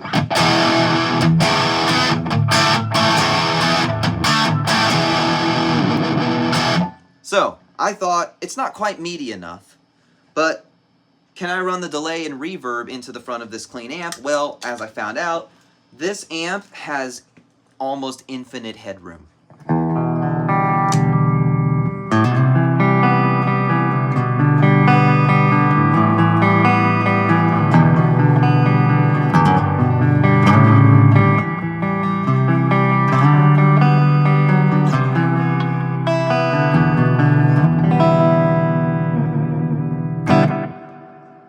And so, because it has so much headroom, I mean, you shouldn't be able to run that into just any old amp. Lots of headroom. 60-watt tube is a lot of amp. In fact, the volume is at like 1 right now on that amp. So, I thought, all right, put on the distortion.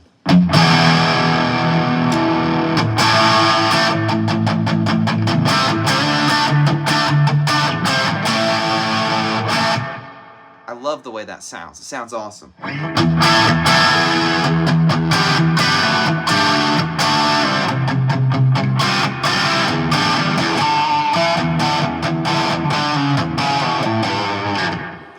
But it wasn't enough. I needed to get to the next level. So I also have a tube screamer that I use as a boost sometimes when we gig. And I thought, well, what if I run the tube screamer into the DS1? And I did, and the way that it sounds blows me away. Like, this is like, you know how you always are looking for your tone, or you're looking for that tone? This is that tone to me. And I can't get it in any amp but the Blue Voodoo into the clean channel, into the front, without using the FX loop. It's totally nuts. But here's what it is.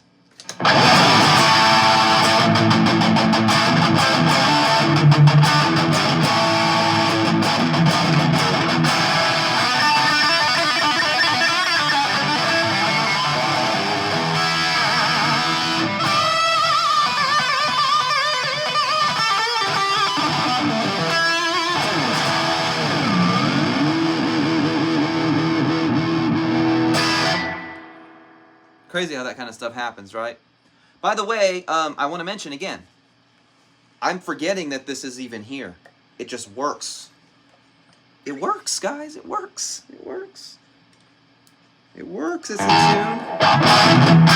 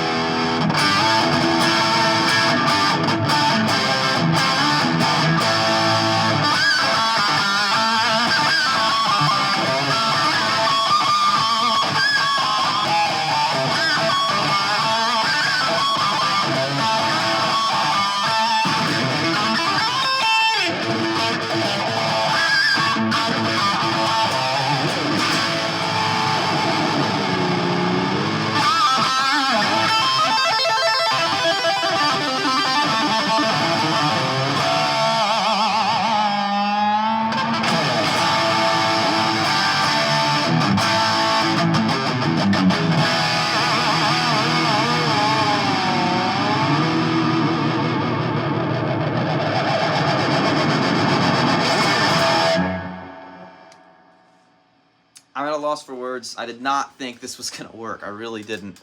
I thought we were going to be making another one of those videos today where I was pissed off and ranting. And I got there a few times because I really don't like the way they designed the nut. I think it's stupid that they designed it that way. I'm trying to find a way to do this so you can still see the guitar. There you go. But it works. So yeah, that's how you install FRX properly. Yeah, I guess getting that EVA set up. I mean, can you tell who my favorite guitar player of all time is? I always dreamed of being able to play like him, and I never will. I'll never be able to. But I can kind of get close, and I'm not trying to copy him either, you know? A lot of people do call it a blue doo-doo, but man, that doesn't sound like doo-doo to me.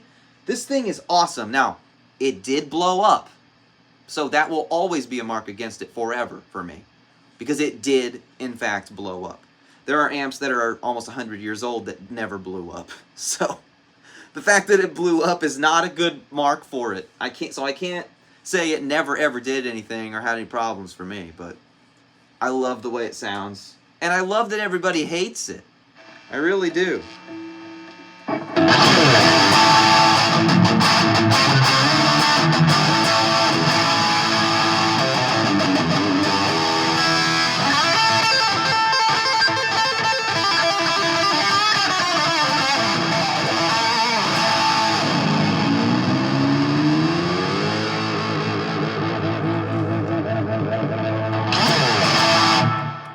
One of the many challenges of using a Floyd Rose system is trying to get it into drop D, because when you loosen the slack, then it makes the whole thing go, you know, you lose some tension, so it wants to go back, right? Well, because we have this thumb screw right here, here's what's cool. We can, if I wanted to go into drop D, I could pull the thumb screw up, okay, make sure that I'm still in tune.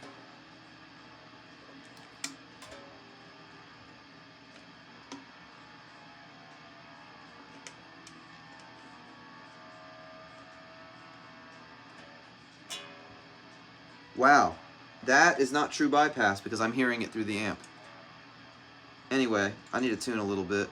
It's out of tune just from regular use, but barely. Like, I can't stress enough, it is barely out of tune.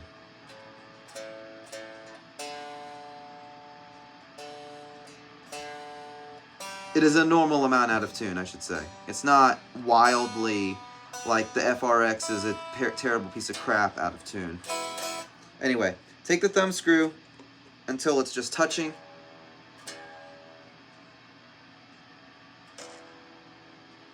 And once you've got it touching like that, then you can use this or this. You can do it up here too. And tune it down to D.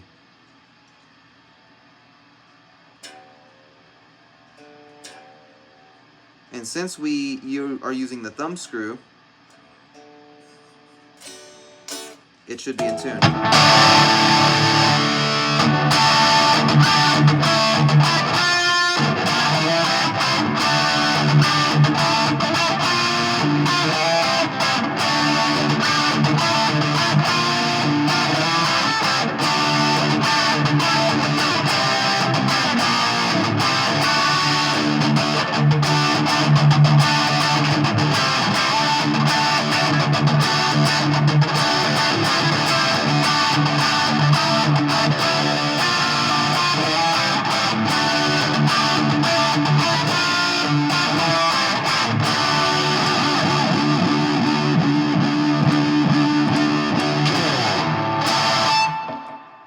There you go.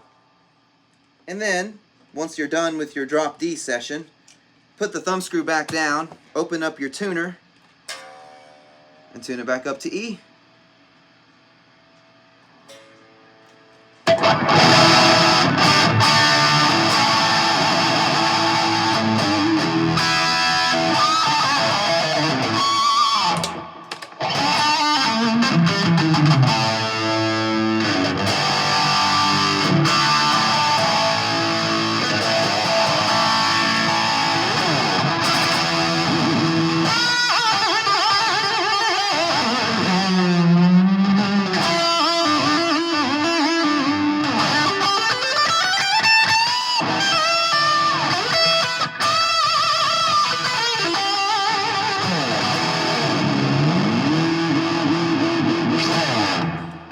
Yeah, I mean, we're there, man. We are there. We have arrived. FRX works on this guitar.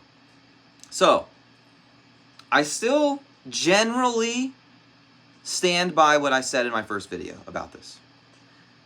Because the issues that I had with it were horrible. And there are things you should not be dealing with a product that costs this much. No matter what. Some of the reason I'm happy about this thing, and I'm going to keep it on this guitar for now, is because my expectations were so low to begin with that the fact that it works at all and stays in tune pretty well has overshadowed any other potential complaint I might have had. The bar was so low to start with that it would have taken, it could have taken anything for me to have such a glowing, happy. So I got to sleep on it, and I got to think about it for a little bit. But at this very moment right now, I like it. But it doesn't detract from any of the things I said before. because a lot of the problems that this thing has, like the fact that it's made of cheap metal, it's working right now, but I know, like if I use this as heavily as I use other things in the guitar land, I don't know how long it's going to last. I really don't. I have serious concerns about how long it's going to last because of how it's made and what it's made of. The other issue I have with this nut not being a replacement is stupid and unacceptable. The instructions being bad, that is also unacceptable. The video explaining how to do this is also bad and unacceptable. So, like, there are still a lot of problems that are unforgivable at this price range. Absolutely unforgivable. And, you know, that doesn't change. That opinion, that general opinion of it not being good, it remains. I will still say I don't recommend it. I will still say you shouldn't get one because of what a horrible experience. Because that's the thing. Most people don't have... I have like almost 40 guitars. I had to sit and think for like a long time and decide to choose this one to put it on. A lot of you only have one guitar. Or a lot of you only have one guitar with a Tune-o-matic bridge that this would work on. So I can't recommend it to you and be like, yeah, because just like me, you have... How many do I have? 1, 2, 3, 4, 5, 6, 7, 8 guitars that have Tune-o-matics. Most people don't. So I still can't recommend it. Because if you have the experience I did with your one guitar, then it's a worthless product to you. And you shouldn't be gambling. And it takes a lot of time. I mean, what was this? Almost an hour and a half, or hour and 40 minutes. We've installed it, we're sitting down with it, we're playing it, and we're talking about it. That's not bad. But I've done this before. I've set up many Floyds in my lifetime. And so, you know, it was relatively easy. This is without the locking nut, too, by the way, which I would say, forget that piece of crap. Do not install the locking nut. Just don't do it.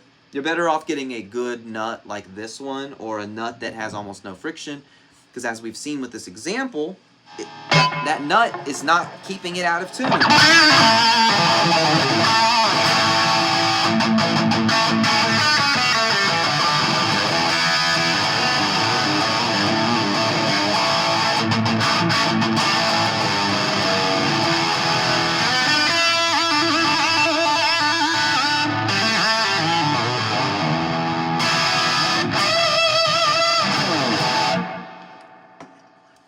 Furthermore, you still cannot perform half of the function of this tremolo reliably, at least for me, on both guitars.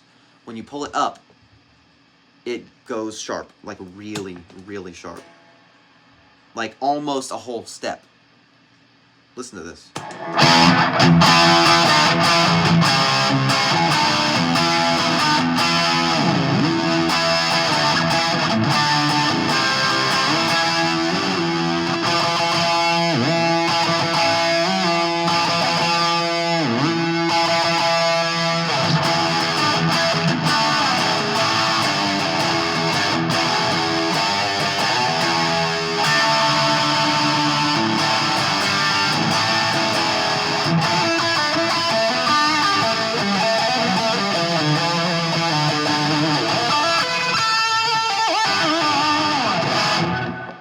I can't get my hands off of it. I can't. The other thing that is different on this guitar versus the Epiphone, the action is so much lower. I was able to get it so much lower on this guitar than I was on the other one. And what's weird is, with a standard Tune-o-matic bridge and stop tail, that Epiphone over there has the lowest action of any guitar I own. Lower than I can get this one. But with the FRX, I can get this one lower than that one. What the heck is that crap, man? That's dumb. That's super dumb. Okay, well, we've heard a lot out of this on overdrive, so what I'd like to do now is put it on clean. And to put it on clean, we're going to put it in the twin reverb, because that amp was made for that. That is its purpose in this world, is to be clean. So let's let it heat up for a minute. We will see. We will pull. This says push-pull. We will pull so that it is a single coil, which we all know it's not a single coil. All right, let's turn it down.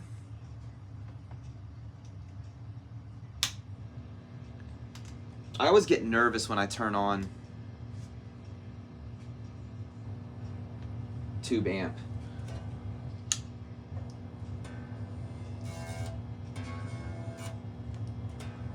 Something's loose.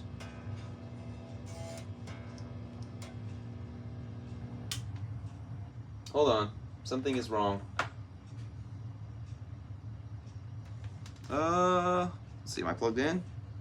Yepers. Am I switched? Yepers. Have my volume up? Yepers. Let's try it again and see.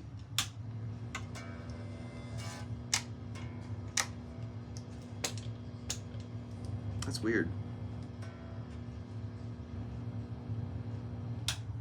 I don't know why I'm not getting any sound. Try a different jack, I guess.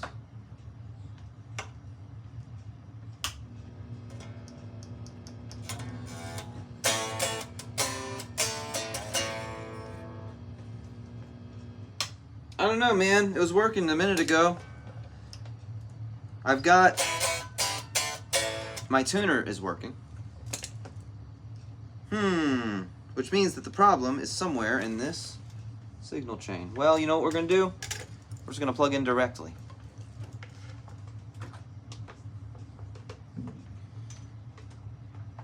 Oh, I know what's wrong.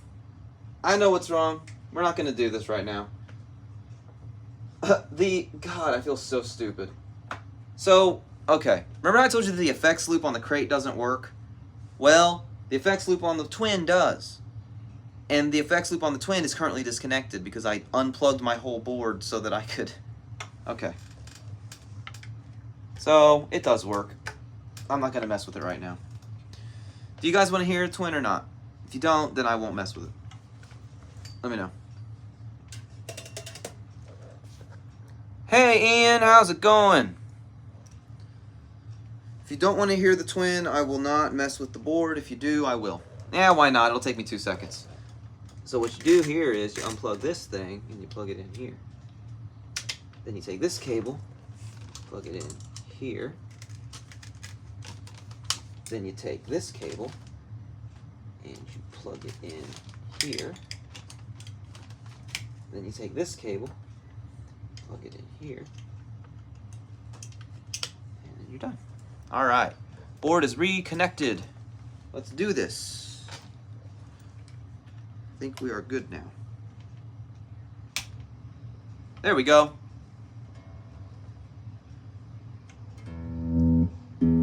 There we go. We have got sound. All right, let's hear it clean.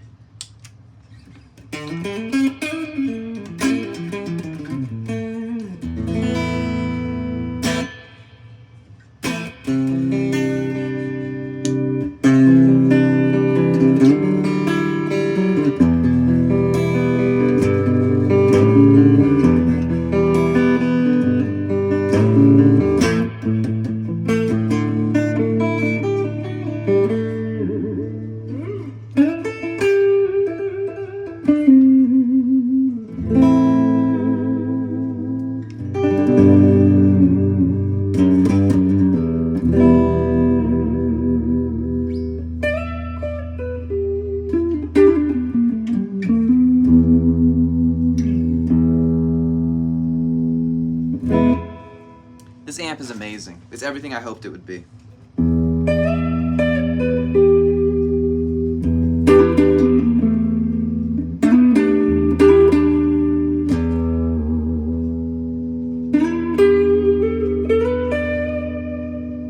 By the way, I have nothing running. This is just straight.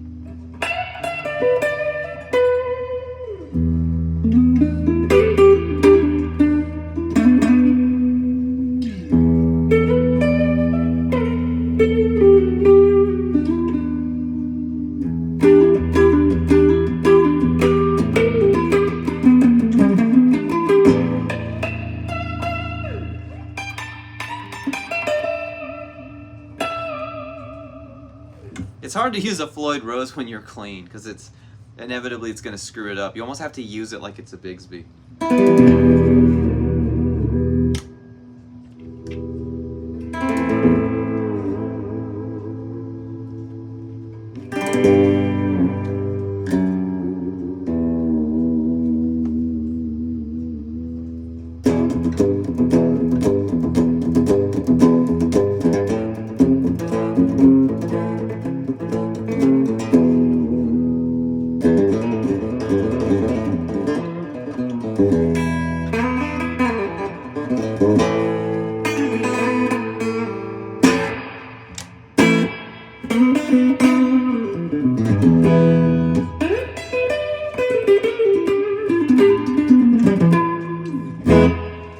Yeah, Ian, I love them. I've never owned a Fender tube amp before. This is my first one. I will admit to you guys, you follow me probably. I traded stuff. I got rid of the Line 6 Spider, and I got rid of, there's a Spider valve, and I got rid of the PV Viper tube. I traded them both for this. This Fender Twin is the heaviest amp I've ever picked up in my life. This thing has got to weigh 800 pounds. No, not really. It's super heavy though. I got it down here. It is not going to be a gigging amp, probably. I would like to get a Tone Master to gig with, maybe. If not, this crate, because I love this thing. But man, this Twin, whoo boy, it sounds good. It sounds great.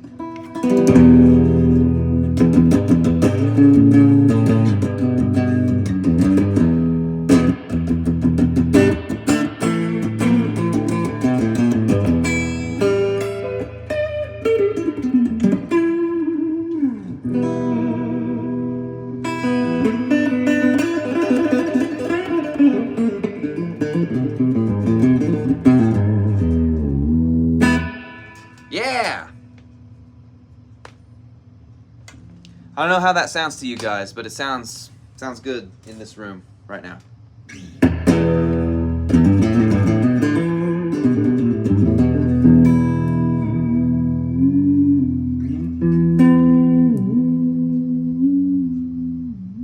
So this FRX is still doing the thing that it was doing on the other guitar, where when you pull it up, you can actually kind of feel it get stuck. I don't know how to explain it, but like, you can actually feel it get stuck. I don't know. The fact that it works at all and it's at least sort of reliable is good enough for me. Thankfully, I'm not the kind of guy that plays by pushing down. I play either elevated like this or by just touching. Or I'll touch right here, or I'll just barely touch.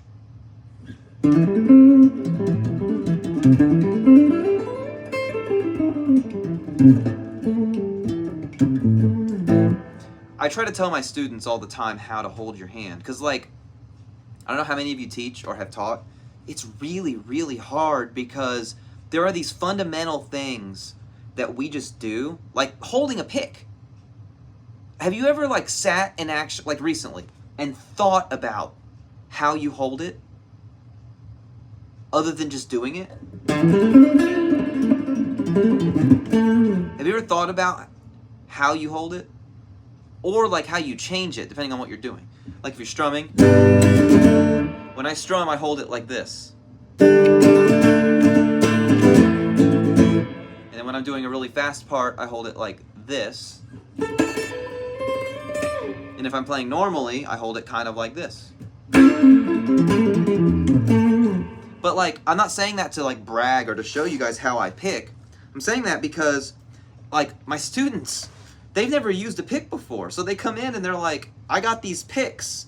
And they're like holding them like this. You know, holding it like this. Or they're like holding it upside down like this. I love teaching kids because their minds are just ready for it, you know? They're ready to learn everything they can about this instrument. And it's really funny to me to see what is their natural tendency going to be. And sometimes I don't correct it if it is something I think can help them. Like I have this student, he is great. I don't want to say any of my students are my favorite students because it's not fair to the others, but I really like this student, I'll say that. And he saw me perform a couple of times, and he saw that I had a trem. It was actually this guitar, this Annihilator guitar that we looked at a minute ago. And he realized that he had a tremolo arm in his gig bag. And so we're in the middle of a lesson, and he like puts the tremolo arm in the guitar, like, and we're sitting there, I'm telling him, I'm like, all right, so this is the E minor chord. And the whole time he's over here going like this.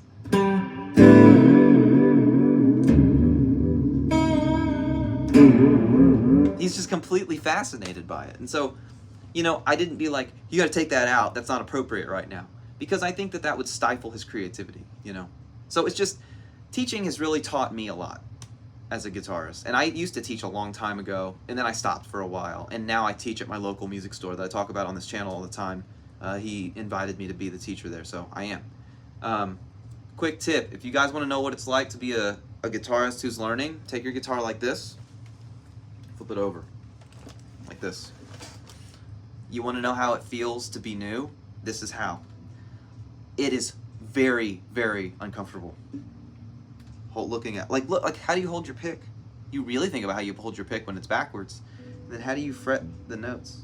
Now, obviously the strings are upside down, but just generally speaking, this is a really good way to try to get in that headspace and remember, like, oh my God, I have no idea. If I had to play a show right now, or a whole song like this, it'd be awful. So, all right, let's talk about the FRX again. So, one thing I've been wanting to do is do a direct comparison between this and a real Floyd. So let me see if I have one with a real Floyd like nearby. Is this one good? Is this one loose? Ah, that's perfect. Come here. Come here. Okay. Whoa. This is my Striker 100 ST. It's a Kramer. And this has a super distortion, and it has stainless steel saddles and the whole 9 yards. We're going to carefully set it right there. And what I'm going to do is I'm going to play something with the FRX, and then I'm going to switch over and see how this real Floyd feels compared to the FRX. Let's put it on overdrive, because that's appropriate for what we're about to play. Delay.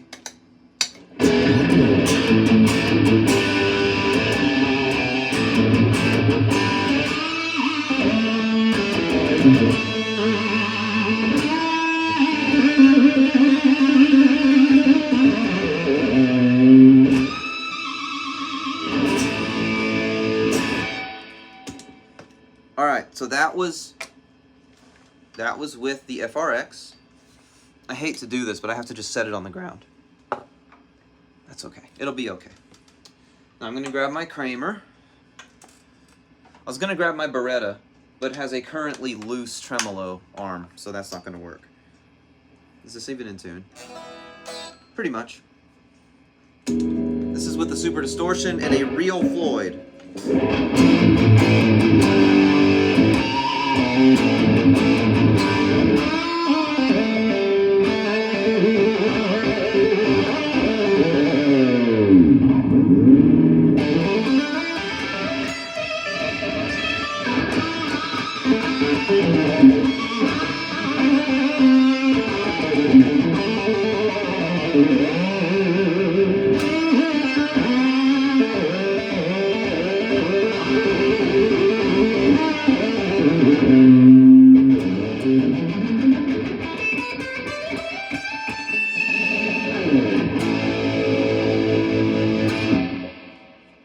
It's hard not to get distracted by how it sounds, because the Super D, I forgot how bassy this pickup is. And that's like really bassy.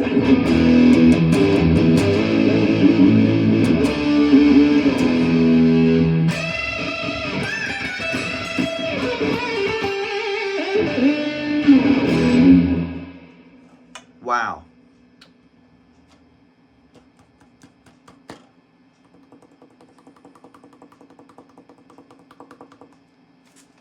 I'm thinking.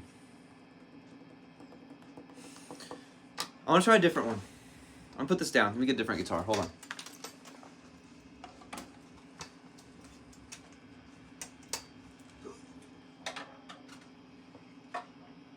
Is this still loose? Oh yeah, that's loose. Can't use that one. I've got one. Here we go. It's over here.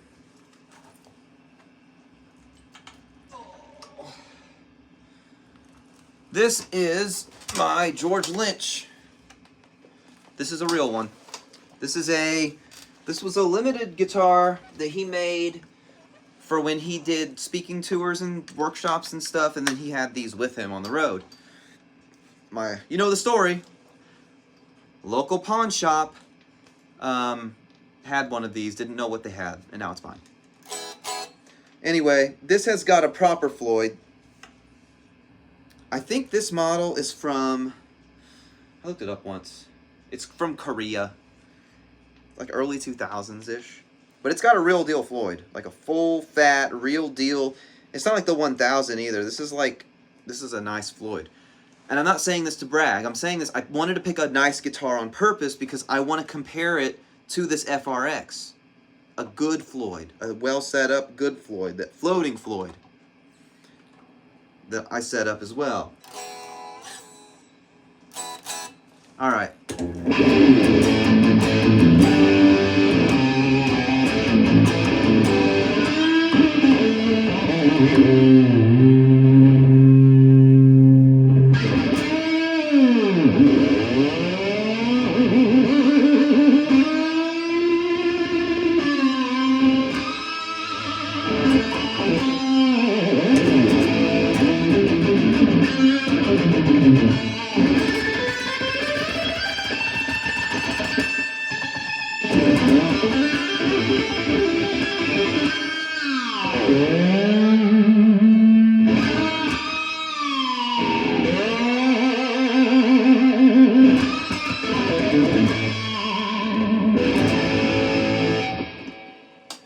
Oh boy.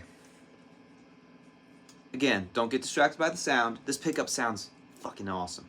This is a Screaming Demon. It came stock in it. The Screaming Demon is amazing. And the trem sounds amazing.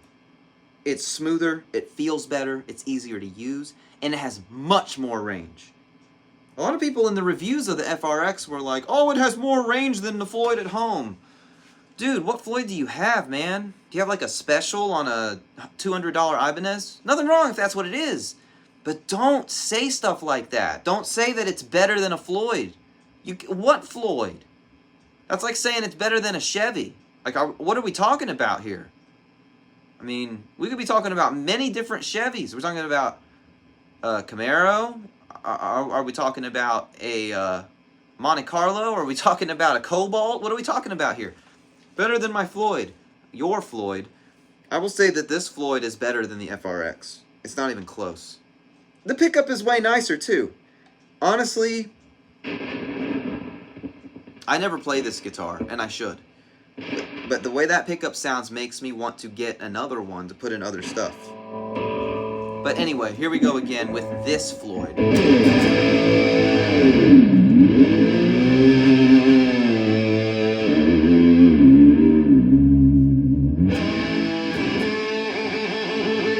Maybe play a little bit better though.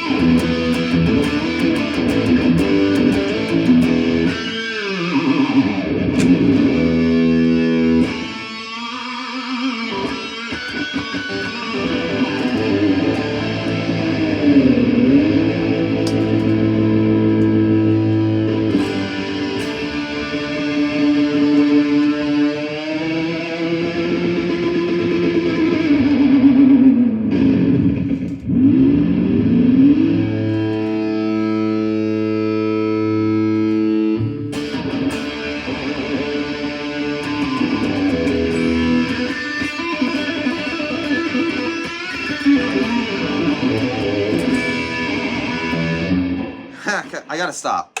That is a Floyd. This dispels the delusion. Remember what I said earlier? when I said that I'm only heaping it with praise because I expected it to be so bad, and then it wasn't that bad, and so I was like, actually, this is really good. Proof. This is a real Floyd, and this thing blows the FRX away. It blows it away. It blows it away. It is not even close. I don't know. I'm not saying go out and get yourself a George Lynch or get yourself a Lynch Tiger guitar, because like that's hard to do.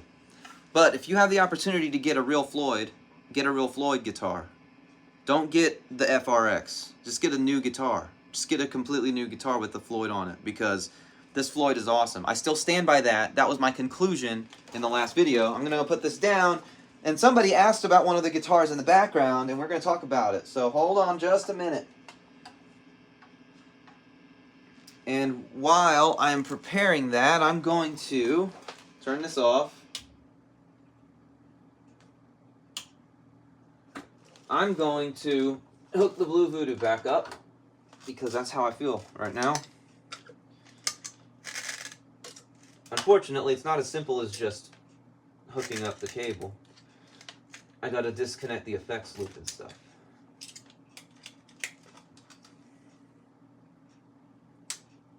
It's on. Okay, somebody asked about this guitar right here. Is this a Gibson? No, it's not. This is probably my most valuable and most expensive guitar. We're gonna do a review on it eventually, but this is a Gibson limited first run robot guitar. And it works. The robot works, and the robot is amazing, and everybody who shat all over the robot either never owned one or just likes to ruin parties and stuff, because it works so well. Like, check this out, man. So I'm gonna turn the amp on first. Do we have sound? Yes. All right. Check it out, man. So, this is crazy. So what you do with this guitar, which, before we even get into the features, look at it.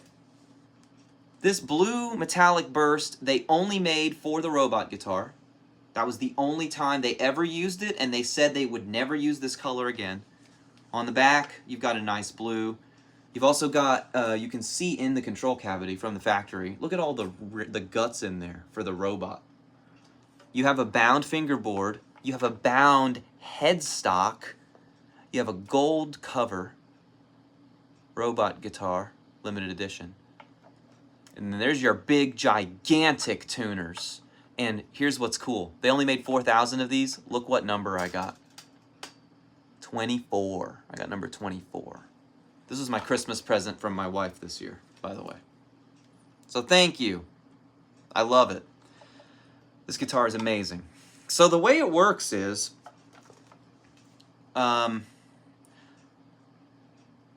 yes, correct. There was an interview with a guy that worked at the Gibson factory, and he said that this paint job was his least favorite paint job ever, because it was impossible to get right.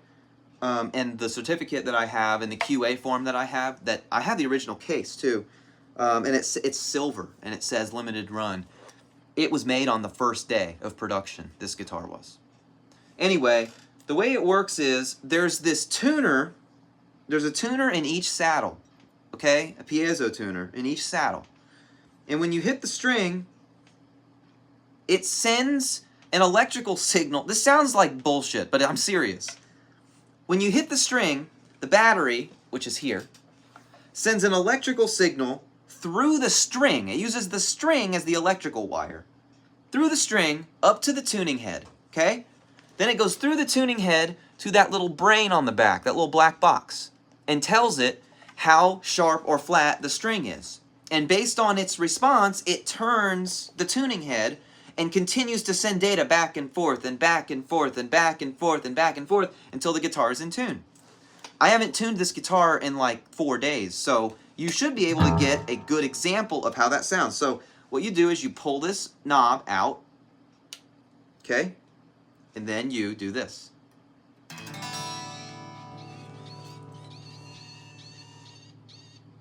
See that? It tunes itself. So right now, you'll see the colors change. It turns green when it's in tune, and I shit you not, it is in tune already.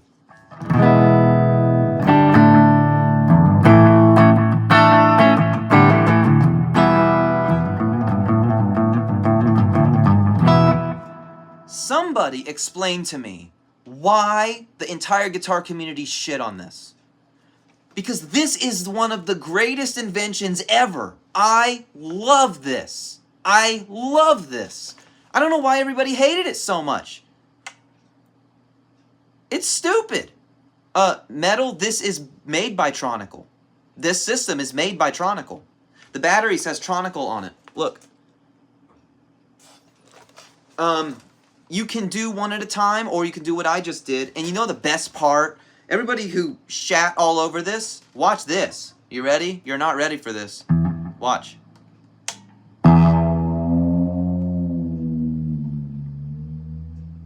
You can tune it your damn self if you want to. You don't have to use the robot. Oh, I just detuned it. What am I going to do? Pull the thing out. And now it's back in tune.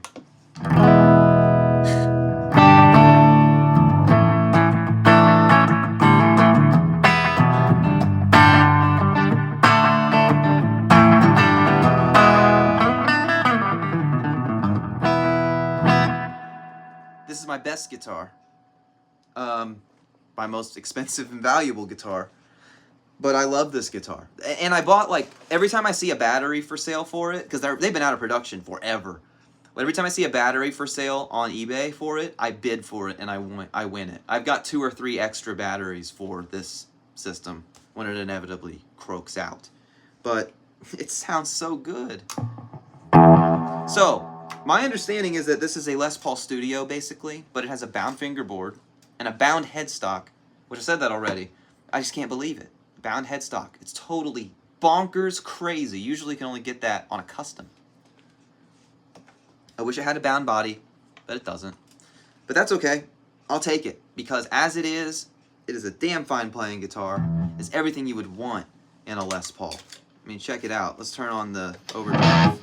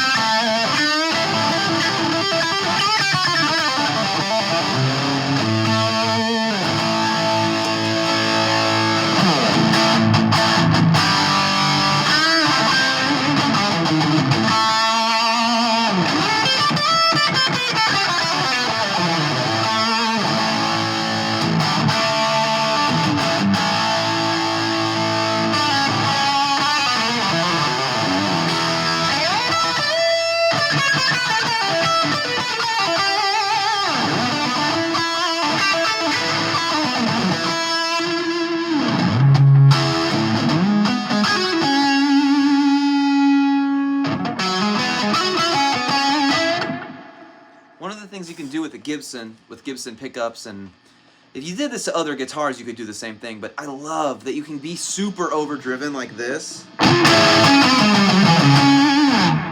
Turn it down.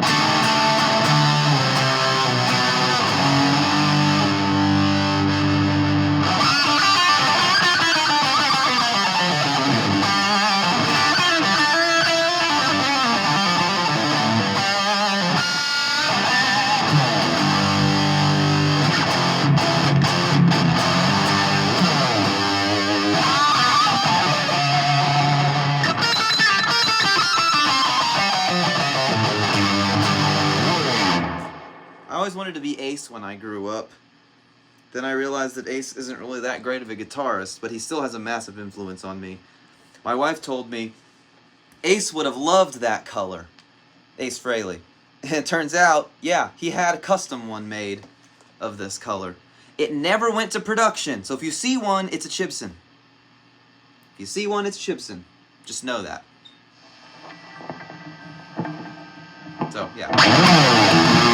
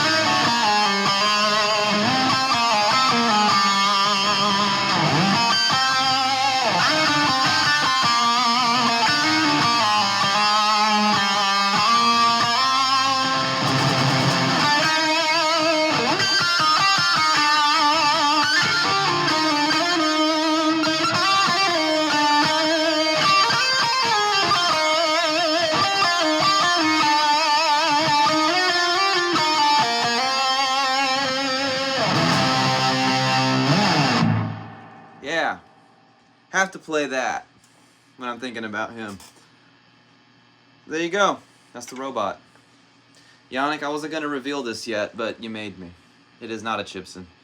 If it is a Chibson, there's no way. It's got the robot wiring and everything. Like, they could not do this. Maybe they could do it now, I guess, maybe, but I highly doubt that.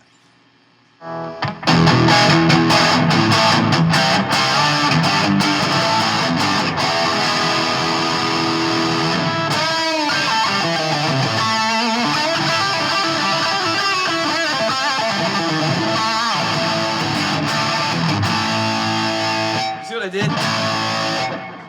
When I play with a trem, I do that. I go for it, and I'm like, oh, it's not there. Damn it. All right, let me put this down. This one usually stays in its case, but then I don't play it. So why would I do that? I should play my guitars, especially my nice guitars. Do I have anything else to show you? Okay, I have one more thing to show you before we call it a night. This I got for $200. What are the odds of hearing the Starcaster? Oh man, it's 0 because it's not strung up right now. I'm sorry. If it was strung up, I would do it. Tell you what, this is now my setup. This is now my deal right here. This sound that's happening right now, it will not change. So next time I live stream, I will make sure to have it strung up for you. How about that? Yeah, oops, no trim. All right, this Gibson, I saw hanging in my local music store. It is in horrendous condition, or was. Okay, I want you to look at this guitar and cry with me, because when I saw this hanging in there, first I was really upset that someone could do this to a Gibson, and then I thought, oh, opportunity. Look at the headstock. What the hell is going on, man? Look at the lifting on the what? And someone broke it, and they bondoed it back together with like this white automotive bondo and just left it like that. They took off finish on the top part of the neck for some reason. The body's kind of okay, I guess, on the back. And then on the front, all the pots were broken. It's got all these, like, you can't really see it. Yeah, there you go. See on the top corner, like right here? It had stickers all over it. Star Wars stickers. The pickups are all rusted. The pickup adjustment screws were totally rusted out. The screw for the jack, some of them are rounded and you can't get them out. Also, look what happened under the bridge. You see how all that wood is missing? What the hell is wrong with the person who owned this? I want to beat him for that. And so I did some research. Oh, look at the tuners, though. They say Gibson on them. Isn't that awesome? So I did some research on it. I went home, and I was like, what the hell is that guitar? Because it doesn't look like a studio. It's super light. Like, look at this. Whee! Super light. And I did some research, and it turns out it's a 1991 Gibson Les Paul Studio Light.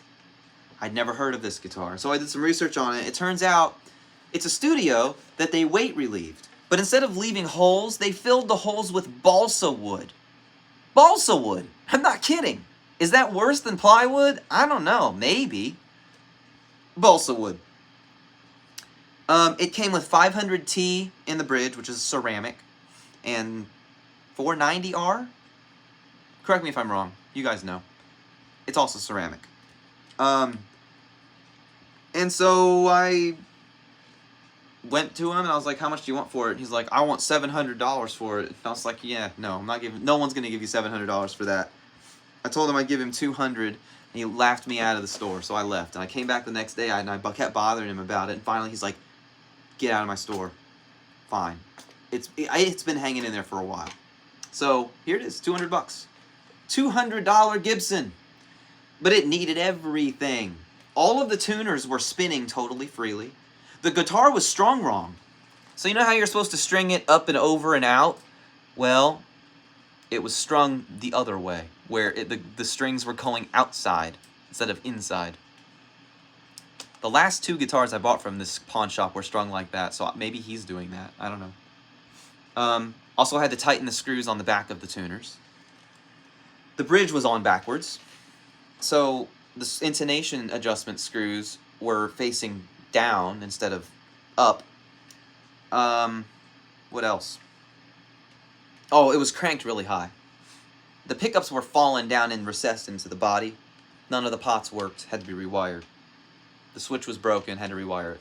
So I did all of that, got it all done, ready to go.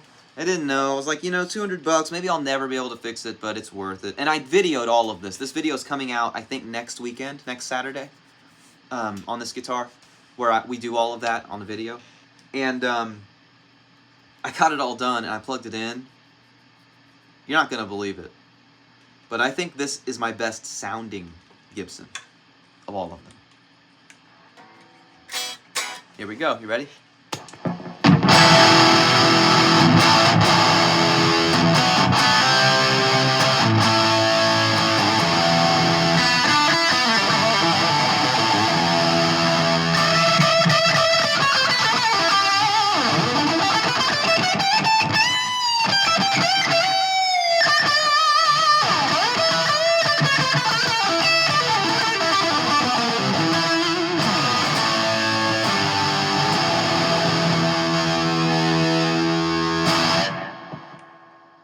$200. The pickups are worth more than that, to me. I mean, a Super Distortion costs about $100, right? A Gibson pickup costs $100 to $200. Dude, just the pickups alone are worth $200. This guitar rips. It totally rips.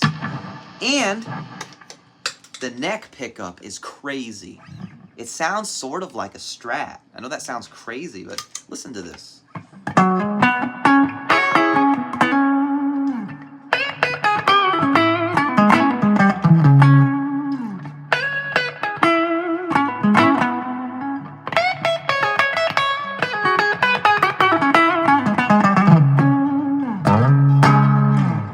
Like, does that sound Strat-like to you? It does to me. It sounds a lot like a Strat.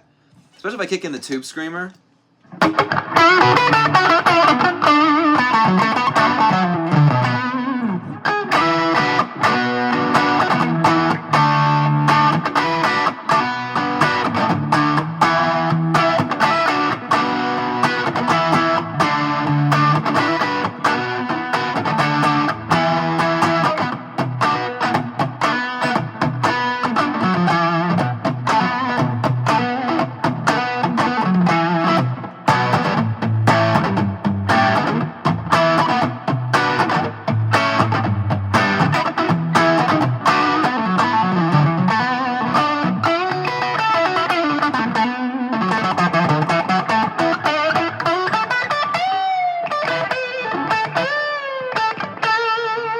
A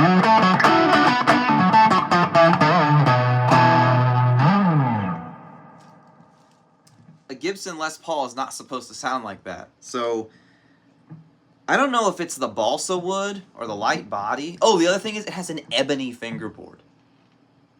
Like, come on, man. Look at that. And I can do whatever I want to it. Whatever. So that FRX was gonna go on this guitar. But I didn't do it because it's like got some magic right now. I don't want to lose it. And I don't know. So, there you go.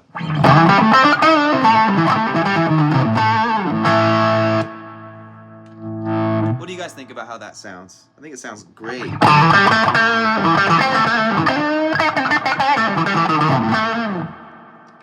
Yannick, if I could paint it with nitro, I would probably get it painted. Because I like the way that nitro ages. And this, it's got, I don't know if you've ever owned a Gibson or a guitar with nitro finish, but it's got that natural wear already that you only get with 30 years of wear on the back of the neck. Feels really, really nice. And I don't know. I hate that it got that way with the stickers, but I don't really know how to fix that. The only thing I can think to do is to lightly sand off the top layer of paint, but I don't want to do that, you know?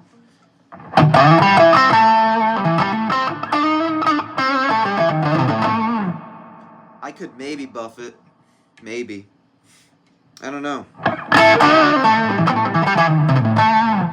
Like someone else said, some people just shouldn't be allowed to have guitars. I can't believe they would do that to this guitar. But yeah, as it turns out, it's my best playing and best sounding Gibson. I said that the Robot was my best guitar because it is, but this one, I don't know. This reaffirmed in my head my whole idea that the cheapest Gibson is better than the most expensive Epiphone, and it always will be. If you get a good one, obviously. But this to anyone else would have been considered the worst Gibson. The only way it could be worse is if the pickups didn't work at all, or if the neck was broken and cracked or something. As far as an intact, or okay, if the fret ends were bad, or the frets were bad, fine, I'll give you that. But this is about as bad condition as it gets. And it blows away any Epiphone I've ever played.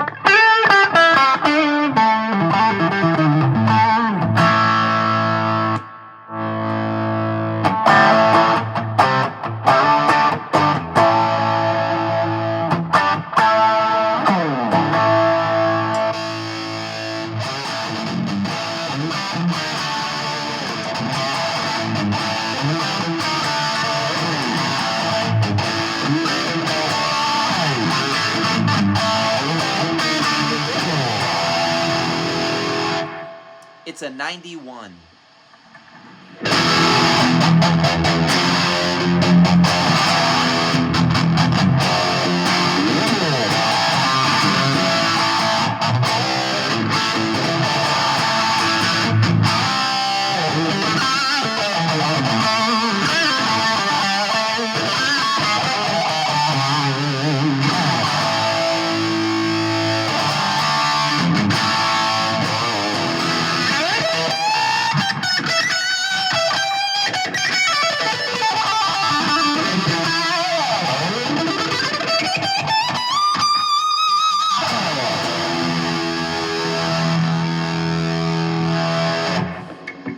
I knew that time. Yeah. Yeah. I gigged the Robot a couple of times, and then I said, I don't know if I can ever do this again, because it was so nerve-wracking. I would gig this, absolutely. It matches, sort of, in a reverse kind of a way, my SG, which is an 87. Red and blue. And they both have the same headstock. They both have a gold Gibson silkscreen headstock. I like the look of the silkscreen Gibson headstock better than the look of a pearl inlaid Gibson, because I'm stupid like that. But I think these guitars look good together. They complement each other very well. And they're both essentially the same guitar. The pickups are different, though. This one has the 57 Classics. This one has the 500T. They both have ebony fingerboards. They were both budget models. This is an SG Special from 87. This is a Studio Light from 91. They were both budget models that people today like to make fun of. They're both in pretty not good condition. But they're very similar to each other. They really are. I like the Les Paul way better than the SG, but this SG is nice. I would rather have a 61 reissue, though. Wouldn't anybody? Yeah, I think those are very, very similar guitars. Let's put that back. Actually, that goes right there. There we go. Okay. Well, this video was for a reason. Let's get the FRX out one more time, and then we'll be done. Put red and blue back together as they belong. And let's grab the main attraction of the night. The reason that anybody is here is for this. It's had a few minutes to sit and marinate. Now, where did I put that pick? There it is.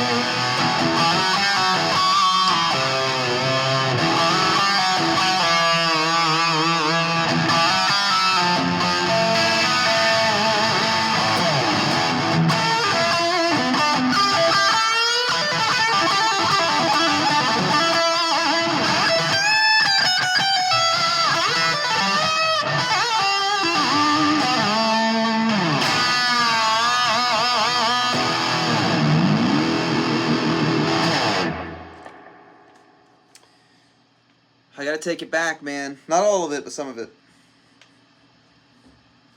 If you are like me, and you are a tinkerer in your heart, and if you're like me, and you look around yourself, and you realize that if you didn't have your wife and your kids, this would be your whole life, and you would have nothing, because you would be surrounded by guitars, and they would drown you and consume you.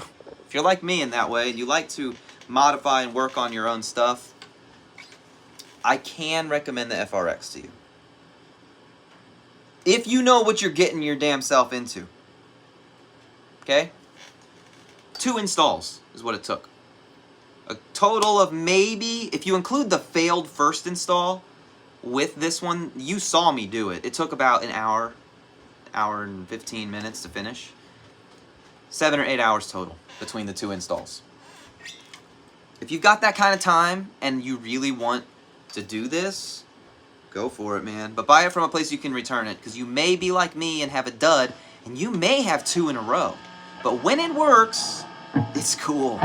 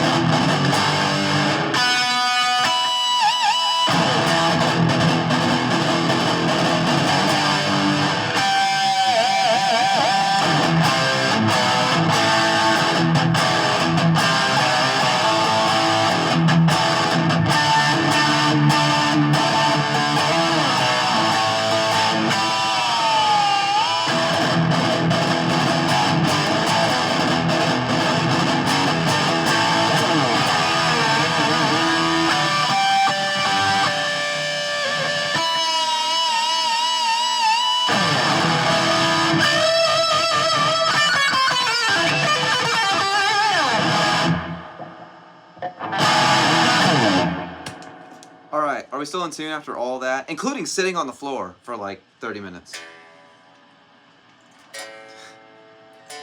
It's in tune.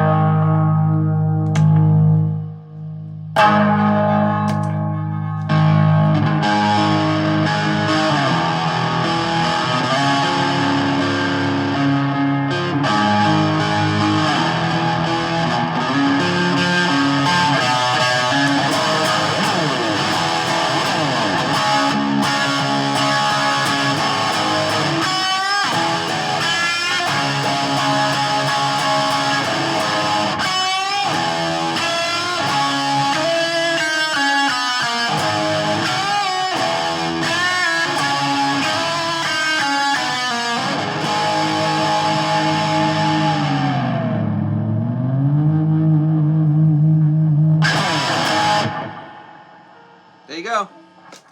That is the FRX. Was it redeemed? Sort of.